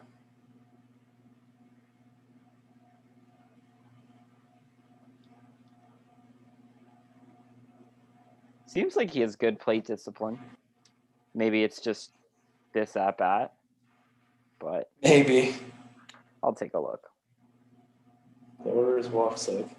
if we get far enough to get Oh, to well, he just swung at crap. well. And All we had to do was talk about one good thing that he'd been doing, and even He Justin just- Williams finds a way to ruin it. yeah, he's just like, well, here you go. I'm not good at anything. Well, what an exciting 2-1 game. Yeah, Fact of the second player starting in second. would have been nice to see a bit more offense tonight, Yeah, especially with Zach Davies pitched very well, but he still gave up a bunch of doubles. yeah, unfortunately, Wainwright doesn't get the W. No, doesn't even get the team W either. No. After he just put in a vintage Wainwright performance. Man. Yeah, he had a great start. Yeah, he did.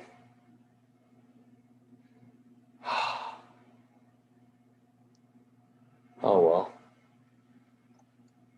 Well, we got Mets Braves next Sunday. Oh, that should be awesome. DeGrom start. Should be. Yeah, hopefully, unless there's some unforeseen thing. DeGrom against Freeman. Oh, DeGrom against yeah. Acuna. DeGrom against Ozuna. I'll take it. That should be awesome. Power versus power. Yeah, and even Max Fried just threw 6 shutout innings against the Mets the other day, so Yeah, good he's start for him too. looking good. He's looked really good since he came off the IL. Heck yeah. So yeah, and then Mets bullpen's been good. Braves bullpen has not been good. No, But it hasn't. It's been Mets brutal. offense is non-existent, so we'll see. Yeah, just because all the injuries. Yeah, we'll see if they can get at least Alonso and Davis back in the lineup. That could be big. We'll see. Yeah, for sure.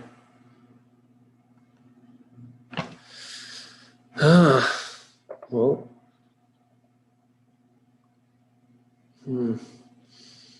Another